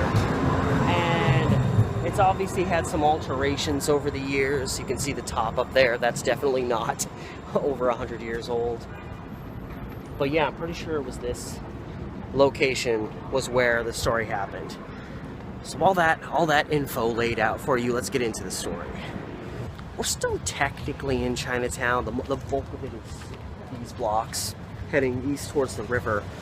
But for our sake, we're going back to Portland. Hashtag Portland. It's January 5th, 1909. And when I looked at the records, I think it said this building was built 1905. Originally, so this building was here when this happened. And if this is the building, then this was a rooming house run by a man named Thomas, I'm gonna say McJaliahard. It's spelled McGaillard, but I noticed some newspaper reporters, because his name is spelled, it's a Mick and then Gaillard, but some people have put a J where the G is. So I'm guessing when they said his name, it was like McJaliahard or something. McJaliahard. I'm just going to say it that way, even though it's really complicated and it's just a tongue twister. Because it seems to make sense, the fact that some newspapers spelled his name with a J there, like it had a J as opposed to a G sound. But whatever the case, he ran a rooming house here with his wife. And on the night of, I didn't even look before I crossed, on the night of January 5th, a couple of men came in. McJaliahard was upstairs on the second or third floor, just kind of passing the time with his wife. They kind of both co-ran the place together. And they heard the bell downstairs, so they obviously had a couple of customers that wanted a room for the night or something. And Thomas, I'm going to call him Thomas because his last name is a nightmare. He goes downstairs and sees two guys there that are requesting a room. These two guys are named Osborne Edwards and his friend, who was actually his cousin. I don't know why I said friend. And he is only, in all reports, he's described as J. Caudill. J for his first name, James, John, Jack. Caudill, C-A-U-D-I-L-L. So we have a lot of problematic last names here. I'm just going to say Osborne Edwards' cousin at this point, because this is too much. So Edwards and his cousin show up, they want a room, and as Thomas McJaliahard is leading them up to a room, I believe leading them up to a room on the third floor, they start asking him if there's any women in the hotel, because apparently some people that they'd encountered in the city led them to believe that this was one of those kind of establishments where you show up and girls just kind of show up in your room and you have a good time. And McJaliahard's like, no, this isn't that kind of place. We run a classy establishment here. And so these guys start getting annoyed. They almost think that he's lying to them. Like, oh no, we were told that, you could get girls here. And Thomas McJaliahard's starting to get a little offended. Like, no, this is, This is a place, this is just a rooming house that me and my wife run. It's a hotel. We don't do that kind of stuff. So things begin to escalate, and finally McGilliard, who is apparently a behemoth of a man, has had enough, and he says, I want you out of here, and he grabs both these guys and starts dragging them downstairs, essentially, and they're fighting him every step of the way, you know. And, you know, fighting, scrapping, arguing, and they get to the landing on the second floor, I believe, to head down to the first floor, and Osborne Edwards breaks free, pulls out a revolver, and fires. I believe he hits McGilliard only once, but it was a fatal shot. And he fell, and I think he was still trying to fight with them. And all the commotion that happened, there was actually another guy staying at the place that ran out and saw what had happened. And while Edwards is trying to get away, this guy grabbed him, and there's this description of him grabbing him on the landing going downstairs, and they're just wrestling with each other going downstairs to the first floor. Edwards apparently still has a gun, or maybe he drops it or he can't use it because for some reason he's not firing at this guy, and this guy eventually overpowers Edwards, which apparently him and his cousin showed up drunk out of their minds, which might explain their crazy behavior when they showed up here. And so he was held in place until authorities showed up, and his cousin, Caudle, I don't know, I don't freaking know, he tried taking off, and he was apprehended a couple blocks from here, and he'd actually been hit. The storyline seems that Edwards fired a couple shots, hit McGilliard and killed him, and then accidentally hit his cousin, I want to say in the arm or the shoulder. And so he actually was apprehended, you know, he's bleeding, and so they had to take him to the hospital before they take him to jail and hold him. But that's the official story of what happened at this rooming house run by Thomas Caudle. No, I'm mixing up the name. Thomas McGilliard and his wife. And of course, Edwards's explanation for things is, we were drunk out of our minds. We didn't know what we were doing. It was an accident. He started fighting with us and I was confused about, you know, a lot of murders in Portland back in the old days were blamed on the old, I had too much to drink, man. And I did have to go look back at my notes again, but yeah, McGilliard, even after being shot, he was shot in the chest, perforated his heart. He wasn't going to survive this, but he still fought and scrapped, and he held on to Edwards just long enough so that this other guy could come out of his hotel room and essentially take things over and fight with him going down the stairs. So this was a very common place in Portland back in these days. McGilliard's wife even said, you know, it was really hard to run a legitimate rooming house back then because it was just presumed that rooming houses, you know, had that kind of stuff going on. They said, try as they might, like, every night there was guys showing up saying, hey, so I hear you got women here. And they'd have to keep constantly telling him, no, we're not that kind of place. And she'd even told her husband, because he was getting fed up with this. He was getting fed up with these roughneck, you know, sexist assholes. I mean, I know we didn't think about it that way back then, but he was getting sick of these guys coming in expecting women to be provided to him. And I think, you know, he probably took it to heart. Like, how dare you call this establishment that me and my wife worked very hard to run, how dare you treat it like it's just some kind of a whorehouse?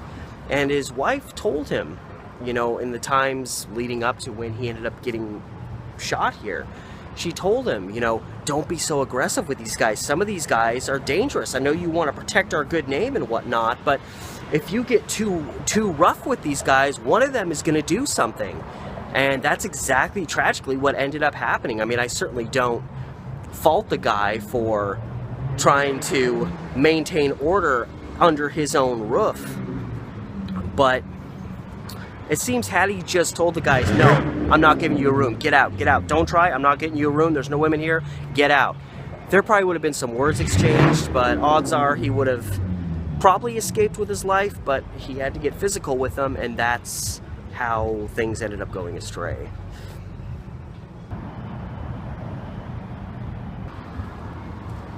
And in the end, Osborne Edwards did the best he could to try to explain the whole thing away as, hey, you know, I was too drunk and I got out of hand, you know, I didn't mean to do it.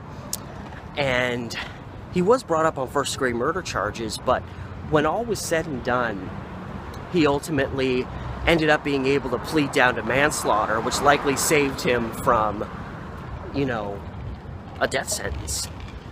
And essentially the prosecution, based on the circumstances surrounding the case, since this seemed to be a shooting that, regardless of what Osborne Edwards' background was, this appeared to be a shooting that was the result of a kind of a fracas breaking out. Maybe he felt like his life was being threatened, but more likely than not, he was just a hothead who was kind of drunk, who was like, I'm not going to let this guy mess with me or tell me what to do, and pulled out his gun and shot him. But the fact of the matter is, at the end of the day, the prosecution did not feel like they couldn't prove premeditation. This wasn't a cold-blooded murder, and so you weren't likely to get a first-degree conviction out of that. And that's why, when all is said and done, they decided to let this guy just go down to manslaughter and let it go at that. What are you looking at? That guy was staring at me the whole time. It's an old iPhone on a selfie stick. It's not the fountain of youth. Anyway, you get that in Chinatown. Forget it, Jake. It's Chinatown. I wish our Chinatown was that classy. So yeah, this guy got very lucky that he was able to plead down. And he got sentenced, because obviously it's not a murder charge anymore. He's not going to get life or hung. He ended up getting an 8-year prison sentence. Don't know if he served the whole thing or got released early or shot anybody else at some point in his life. Who's to say? This guy seemed to have had a bit of an itchy trigger finger, but whatever the case, 8 years for this really messed up thing. And I don't know. I don't know if I feel like that was enough time. Obviously the law was a lot different back then, but I mean, regardless of the fact that this wasn't premeditated, you can argue, this was a very hot-headed guy, a guy acting like a fool, a guy who, I mean, it was justified him getting roughed up a little bit. He was told to leave and he wouldn't do it. McJalliard was not in the wrong here. So I don't know if I feel like it was enough for, you know, what was lost, a human life, under those circumstances. But that is the history, that was the law at the time, that is what happened. In the case of Thomas McJalliard, murdered back in 1909 on the fringes of Chinatown, back there at 6th and Cooch Street. I'm sorry, I forgot to mention exactly where it was at. 6th and Cooch. I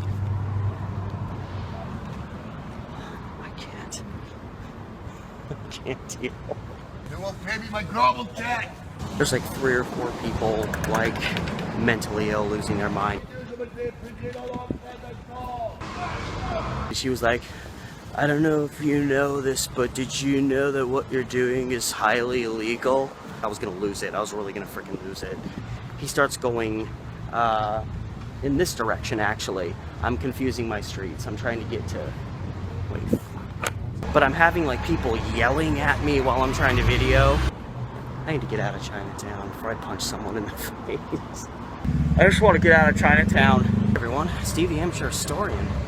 Just about to walk my way into Chinatown.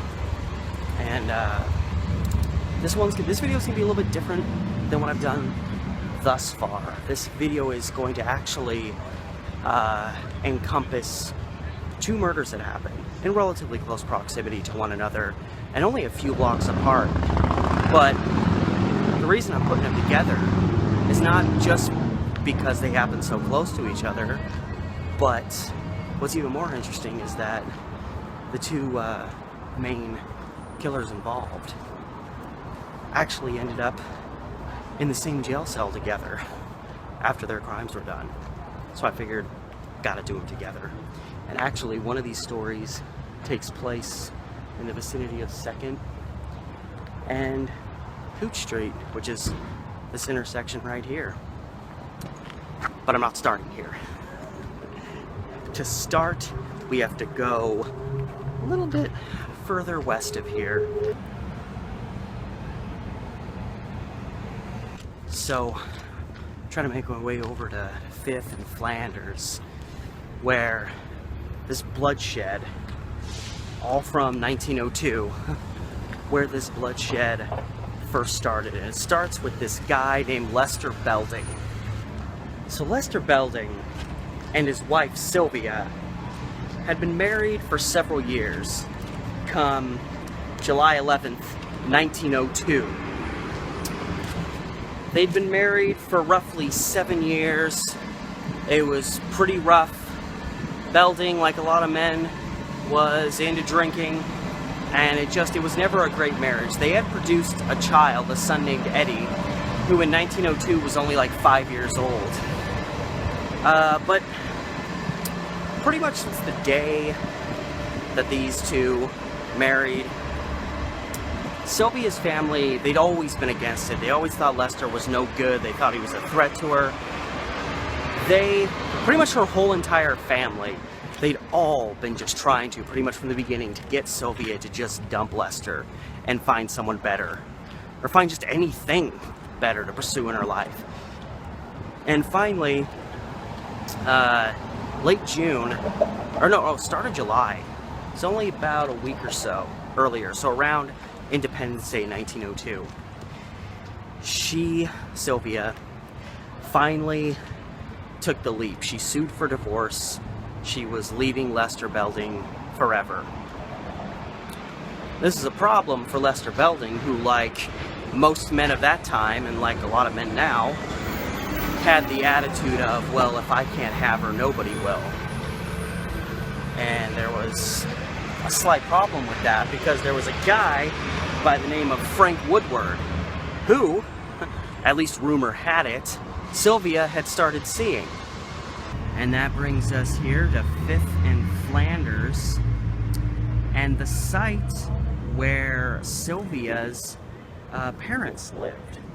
A Mrs. L. McCroskey and her husband, it's spelled Lemuel, I think it's Lamel McCroskey. Their house, little tiny house, was located at this intersection of 5th and Flanders.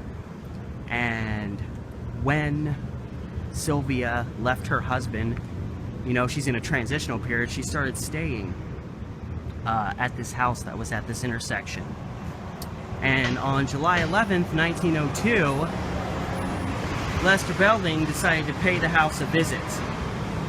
So in this general area right here towards the corner, things begin to unfold at 9 p.m. July 11th. Lester Belding shows up at the McCroskey home here. He knows this is where his wife has gone to live for a while, so he knows he can find her there. He's angry at her for leaving her. He's angry at her parents and her whole family as a whole for pushing them to be separated. And she's mad at this Woodward guy because he's now seeing his wife. So he's got an axe to grind with just about everybody. And when he shows up here, not only is Sylvia's parents home, she is there and Woodward is there visiting her. So Belding shows up, sees his son Eddie sitting on the front steps, walks up to Eddie, leans over and kisses him on the head. Woodward, the new lover, hears what's happening, sees what's happening, whatever, comes and steps up to the door without a second thought. Lester Belding pulls out a gun and shoots Woodward. Woodward dies. Sylvia is approaching the door too. She sees what happens. Lester turns the gun on her without a moment's notice, fires into her. She tries to run and flee, but he shoots her, and reportedly she made it to the kitchen where she died. At this moment, Sylvia's mother stands up in response to what's happening. Belding turns the gun on her, shoots her right in the heart and kills her. Lamel McCroskey, the father, Sylvia's father, starts hearing the shooting, immediately runs to grab a gun to defend the family. Of course, by the time he gets there, he's too late. The other three in the house have already died. He comes around the corner and starts opening fire on Belding, but none of his shots hit Belding, and Belding returns fire. It actually hit Lamel 3 times. Lamel fell to the ground. Belding thought he had murdered him, that Lamel McCroskey was also dead, so his work was essentially done. He then reportedly turns to leave and open fire in the direction of his 5-year-old son, who was on the porch. Apparently, he only had 3 shots left. He fired 3 at his son. It seems like none of them made contact, but it was really sad to see later on, you know, authorities talk to his 5-year-old son, Eddie, whose mom had just been shot to death. And for him to have to passively say, and then, you know, after he shot everybody, my dad tried to shoot me. But it didn't work, and Lester Belding then just walked away from the house. They said he walked across 5th Avenue, which this is 5th Avenue, to a saloon across the way. So I'm guessing there was a saloon where this big, actually I think vacated building is located. There was a saloon there. He walked in, got a drink, called the police, and told them, hey, I just murdered all these people across the street. And, you know, maybe the saddest, most tragic aspect of the whole thing, though, was the fact that Lester Belding just, all out of his own selfishness, the fact that he couldn't handle the idea that his wife would move on and want to be with another man when he already had been a pretty miserable, sad sack of a husband in the first place. And the fact that he just went in there, opened fire, presumably killed everybody. Lamel McCroskey actually survived his wounds, and later on, Belding would say that was his biggest regret, was that he didn't kill the old man too. But the fact that after he had murdered, presumably, everybody in the house, including his little son Eddie's grandmother and mother, he just left the house and went across the street and got a drink, and he left Eddie on the porch there to presumably to have to walk into the house and to discover his family in there all murdered and shot to death. Obviously, it was an easy capture for authorities. Lester Belding wasn't trying to hide anything. He openly admitted to what he had done here. Didn't help when his son stated that, you know, he tried to shoot at him as well. Unfortunately, he got away. So yeah, he made no effort to cover up what he had done. He was proud of it at the end of the day. He thought he had, I guess, avenged a grave injustice made against him. Everybody was out to get him. His wife deserved it for leaving him. Woodward deserved it for luring his wife away, even though it was obviously probably inevitable that she was going to leave.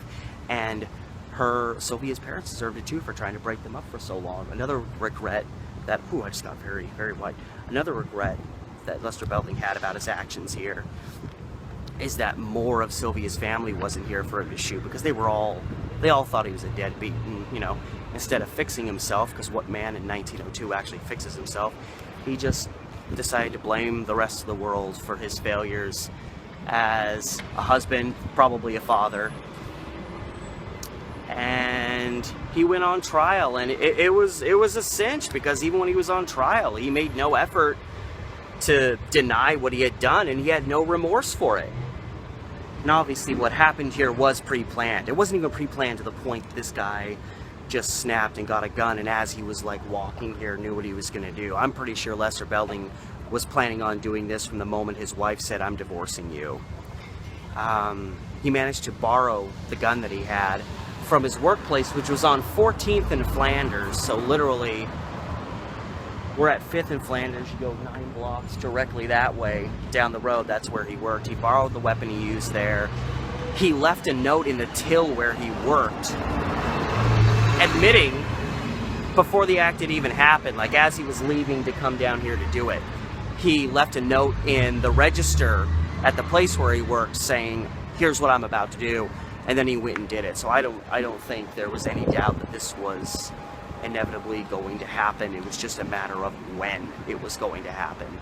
And I love how someone who had worked with Lester Belding described him as a shiftless, worthless fellow, which I feel like fellow was just such a passive term today, but back then it would have been the same as calling him like a douchebag today. So yeah, a lot of people didn't like him, bounced around from job to job, heavy drinker, Someone who knew him even said he would have these like flights of fancy, he would get delirious, he'd lose his mind, and apparently he would I read this is printed in a newspaper.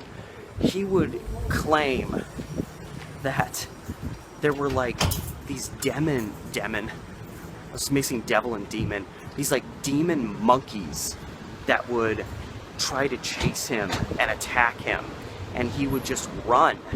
He would just run frantically because he thought these monkeys were trying to kill him. So in addition to this guy being a heavy drinker and being a real jerk-off, this guy was obviously a little crazy at the same time. So yeah, Belding took the jury less than an hour to find Belding guilty of his crime. It didn't help that it was reported that he frequented opium dens, which actually wasn't, according to the newspapers, wasn't illegal at the time, but it was frowned upon. So it's probably like people smoking marijuana. It's astonishing, but that's still very frowned upon in this day and age. Everybody who does weed is a stoner. Everyone who does opium is just a lunatic. I think that was kind of the sentiment. And this guy was so weird and so messed up, and his act was so callous. I mean, he shot at his own son, for God's sakes, that they literally, he'd murdered 3 people in cold blood. They only charged him for one of the murders, and they didn't do that like, oh, there was a bunch of bureaucratic red tape and we can't really prove he did these other ones. They literally, the reason they only charged him with one of the murders was if somehow he was found innocent, they'd have 2 more murders to charge him with. Like, they were invested in this guy going to prison. Now this was July 11th, 1902. I'm now walking back towards the intersection of 2nd and Cooch, where I started, for another crime that took place, specifically August 3rd, 1902. August 23rd, 1902. What the hell is wrong with me? So, less than 6 weeks later, there was another murder that happened just a few blocks, a couple blocks back there is where Lester Belding went off. And I'm just a couple blocks now from 2nd and Cooch Street, where we transition from the name Lester Belding to a man named George Smith. Now, George Smith is an interesting story. George Smith, in 1902 Portland, 1902 America, he was an African-American gentleman who actually had a white wife. I know lots of places they didn't even legalize interracial marriages till decades later, and I don't even know if it was legal at this time. You go far enough back in history, you could get away with anything. It was real easy to jerk the system. So I don't even know if it was legal way back in 1902 for this marriage to exist, but it did. And so here's George Smith, who by all accounts, I've never seen any pictures, but by all accounts he had a very beautiful, attractive, appealing wife. And all the white guys he worked with would give him shit for it. People hassled him all the time. And it was total racism. It was like, how does a black guy like you deserve such a hot white woman? When I'm a white guy, she should want someone like me instead. So, who knows how tumultuous their marriage actually was, if at all. But it seems like George Smith was kind of coming unhinged the more and more people hassled him about his marriage. And I think it made him genuinely paranoid. He's constantly being reminded by the society around him that he's a lesser human. And what if inevitably at some point his wife decides that that's also factual and that she deserves someone better? And I think he started genuinely believing that his wife was having an affair with someone else. Who was that? Who knows? But there was probably at least some white guy in town that she was having an affair with. And that is, I tend to believe some of that, but that's also kind of the official story about what happened August 23rd, 1902, right here at the intersection of Cooch and 2nd Street. Now, as far as I know, like obviously it's Chinatown. A lot of these buildings are. This building was here. I think this was built in 1900. So this building was definitely here when George Smith was living here. He was living on this block. I'm not exactly sure which block it says was built in 1905, so 3 years later. Maybe there was a rooming house or something they lived at there. This building I think was built in 1912. Maybe there was something that they lived in there. This building I think is considerably newer than the other ones on this block, so maybe they lived there. But whatever the case, they lived in a building at this intersection. So how things start, standing right across the way from the old Erickson Saloon, pretty well-known place in Chinatown, been here for a while. And what happened is, first, before anything big happens, George Smith is seen at a saloon at First and Burnside, which is a block this way, so only like 1 block down, 1 block over from where he lived. And I'm doing a lot of moving around because there's like 3 or 4 people like mentally ill, losing their mind, and I'm trying to evade them while I bring you a nice story of murder. George Smith is seen night of the 23rd, and he's at the saloon and he's being really loud and he's being really boisterous. He's probably been drinking and his inhibitions are just gone, and he's seen with a revolver in his possession, and he's ultimately heard to say something to the effect of like, "I'm gonna kill a white person tonight," is essentially what he said. So he's seen doing this, and there's this witness, a guy named Carl Duval, not Duval, but Duval, who is apparently, I think he's at an employment office, kind of close to the vicinity of 2nd and Cooch, right over here. And he hears what he thinks is a gunshot and a woman scream. So of course he comes outside to see what all the hubbub is. And as he does this, he sees George Smith leaving the building that he lived in, whichever side of the intersection it was on.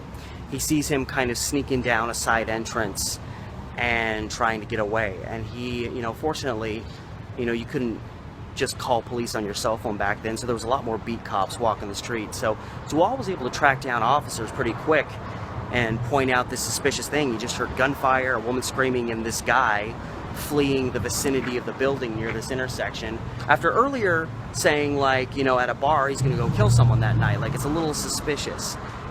And from this vicinity, this is 2nd and Cooch, this is approximately where he lived at, Smith apparently ran east towards 1st and Cooch Street. That was the direction he was seen running off in. And here we are. This is 1st and Cooch Street. In some ways, different, but not too much. You got Blog and Block, which I think was built in the 1880s. So a lot of this stuff was here. This was pretty much like this, even way back in 1902. And this is the direction, from back this way, going this way, that way, who knows. Woo! That max is looking very bright. But whatever the direction he ran, he was just last seen running from this direction, this way, and then kept going towards the river, who knows. But ultimately the police did track him down and apprehend him. And he was brought in for this crime. I gotta tell you, reading the newspaper, this was rough. This was rough reading. And I specifically wrote this down, even though it really doesn't have much to do with the crime. It doesn't provide guilt or innocence in the case of George Smith, but it does kind of tell you how society functioned at the time, and in certain ways things haven't changed. But of course, again, this is an African-American gentleman in 1902 married to a white woman and catching a lot of flack on it. A lot of flack to the point where, presumably, he snapped. He became determined that his wife was cheating on him. Something happened. Something made him snap, and he killed his wife out of jealousy, out of anger because she was being unfaithful to him. That was kind of the general story that was followed. However, an article from August 23rd, right after the crime happened, it was so racist against George Smith But it was even more racist towards his wife, who is now dead. This is a woman who's just been shot to death. You think there'd be a little bit of sympathy? You think you'd give it 24 hours before you start being disrespectful? But here's a white woman who married a black man. And the article in the newspaper I read referred to her as a woman who was... The murdered white woman was leading a pathetic existence. Not because of anything she was doing, not because she'd committed a crime, but just because she was a white woman who chose to marry a black man. It said she was once pure and beautiful. I kid you not, it said she was once pure and beautiful. But of course, marrying a black man makes you ugly in the eyes of 1902 print media. They even call her pure, like she was defiled. And then it essentially what the article argues is she was doing okay, and then she descended to the depths of deepest depravity by marrying a black man. Of course, they didn't use the term black man in the article. They called the marriage was referred to in the article, I quoted it, as an unnatural affiliation. That was how they described the marriage. It also said that George Smith, lived off of the wages of sin as gathered by the white slave. They referred to his wife as a white slave to him. This is, of course, an article written the day the murder happened, so even if George Smith was murderous and abusive and treated her like a slave, they wouldn't even know that information yet. In the filthy cesspools of North End morality, North End being kind of the Chinatown area, this place has always been kind of deemed an unsavory part of town, but essentially what they're saying there, by saying he lived off of wages of sin gathered by the white slave, his wife, in the filthy cesspools of North End immorality. I think essentially what they're saying was he was living off the money his wife made as a prostitute. North End immorality, the gathered by the white slave, wages of sin, wages more meaning money. So I think what they're saying is that he was living off of his wife, who had become a prostitute, and she'd probably become a prostitute in close relation to when she married him. Now, I don't know if any of that's true. None of the articles I read said anything about his wife. October 1902, George Smith goes on trial. We have the witness seeing him running from the vicinity of the place he lived. You have the witnesses that saw him in the saloon making suggestive comments, if you can put it that way. And then the fact that he was an African-American man being held for murdering his white wife. But I mean, beyond that, he was a black man who murdered a white woman. Like, if he was completely innocent, he probably still would have been found guilty at that time. I mean, you've seen how racist the newspaper was. It's not like the city was going to do this guy any favors. And Smith, the story that Smith gave that nobody really believed, because of the society at the time, and I don't really know if I believe it, for what happened in his little home that would have been just around the corner of this Oregon leather building. He, again, felt convinced that his wife was being unfaithful to him. And when he arrived at home, he opened the door and he said he thought he caught the vision of another man in there with his wife, and that he shot that man. He thought he was shooting at that man out of rage, for catching him in the act with his wife. And what he thought was a man was actually his wife, so he accidentally shot his wife. Now, I don't really buy that because, one, how would you shoot at somebody that quick? Like, you open the door and it's like, oh my God, you shoot. And second of all, to shoot that quickly, you'd already have to have the gun out. And it was obvious there was no man there with his wife. So he can't even logistically say, like, he came up to the door and heard other voices and then got his gun out and peered in. And how do you confuse a random guy with his wife? It just seemed like a nonsensical story that he just came up with because he wanted to come up with something to defend himself with. He obviously felt, disrespected and blighted by society. He probably felt like society had driven him to do this with all the racism he and his wife had to face. But of course, how do you make that right? The injustice that you and your wife are having by shooting her. So he really never had a chance. So he was, like Lester Belding, he was convicted of the crime that he most likely committed out of a moment of rage, misunderstanding, jealousy, or all of those put together when you really get down to it. So In relatively close proximity, these two people, Lester Belding and George Smith, were convicted, sent to prison to be put to death, to be hung, relatively close to each other, and they'd committed the crimes that they'd committed within, like, you know, 6 blocks of each other, 6 square blocks of each other, both in the confines of Chinatown. And wouldn't you know it, when they went up to prison to, you know, await their execution, they ended up cellmates. They ended up sharing a cell together, you know, at the state pen or whatever it was at the time. So they committed their crimes only like 6 blocks apart. They ended up getting convicted for similar murders. Obviously, Lester Belding killed more people, and but they were kind of both inspired by the feelings of infidelity, feelings of being pulled apart from their wives, taking the law into their own hands. How dare, you know, blaming society and whoever else you can for the inadequacies of your marriage, and kind of, I guess in George Smith's case, the inadequacies of society. And so it's just bizarre that somehow, when all is said and done, they already have these close correlations with one another, and then they both end up not just in the same prison, but sharing a cell together. And actually, final point to this story, Lester Belding, who of course was only all too happy to admit his guilt and his proudness of killing all these people that had wronged him and disrespected him and undermined him, and however you want to put it. Well, of course, once he was sent off to prison and awaiting death, all of a sudden he realized, holy shit, what have I done? And he started trying to formulate an escape plan. And here's something interesting. He had been cheating on his wife for years. Forgot to mention that part. Lester Belding had been cheating on his wife for years. And then lost it the way he did because his wife finally decided to move on. I don't know why he wouldn't just let her go and then hook up, shack up with the woman he was already with. But, and I have to read this because it's such a ridiculous effort at escaping that I don't want to leave any details out. So here's the outline of the break. So January 1903 is kind of where this starts. Cora Dillon, that's the woman that Lester Belding has been fooling around with, and yet his wife is the one who's engaged in improprieties against him.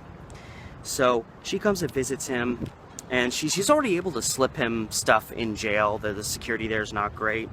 And he gives a note to a fellow prisoner who's about to get out, that he says, take this note to this friend. And essentially this friend was supposed to go buy some guns and ammo with, I think, money that Lester Belding was actually going to supply somehow. Buy some cayenne pepper and 2 blackjacks.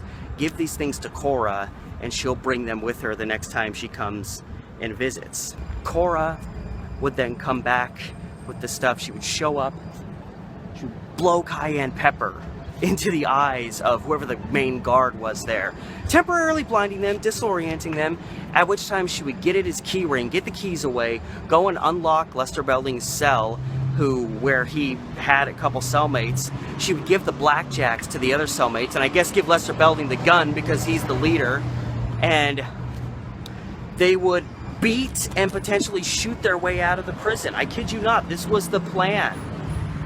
And what's so interesting is the reason it fell apart was George Smith, his cellmate, got in touch. Maybe he thought he'd get some leniency on his sentence. He got in touch with the guards and told them, like, hey, Lester Belding is planning this elaborate escape. Of course, the whole time denying he had any involvement in it whatsoever, even though the plan called for the use of Lester Belding's cellmates to help him escape. So it wouldn't surprise me if maybe he'd been let in on it and he thought, like, maybe I'll do it, but then it seemed like it was just too crazy, so he decided to kind of backstab them and see if he could benefit from doing that by saying, hey, this is happening and you don't know about it.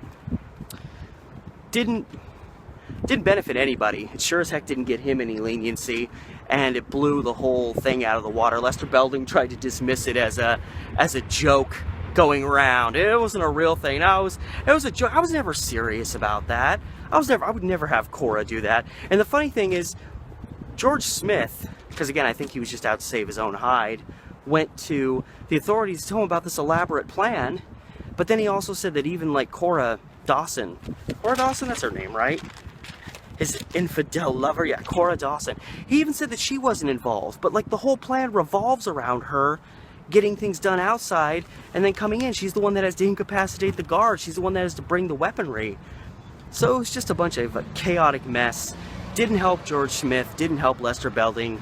They were still in prison awaiting the hangman's noose, which they both experienced. They both ultimately were put to death by hanging for the crimes that, well, we know Lester Belding committed and probably George Smith committed. So I felt like I had to do those two stories together because the correlation together. There's similar inspirations. They happen only a couple blocks from each other, and then when all is said and done, they ended up cellmates together. Like, what a crazy mixture of things all to happen all at once.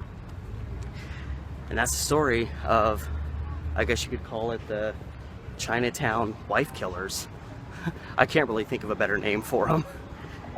And thank you guys so much for watching this intriguing story. Very troubling but intriguing story. Hope you enjoyed it as much as you can enjoy a story like this. And as always, remember to like, share, subscribe, comment, keep it clean. Hit up my Patreon if you want to help me out that way. Thank you in advance. And that's it. Till next time, guys. This has been Steve the Amateur Historian having his ending ruined by some loud-ass bus. Give me a second. Alright, no, there's another one. Anyway, this has been Steve the Amateur Historian with another episode of Historic Murders of Portland. Catch you later.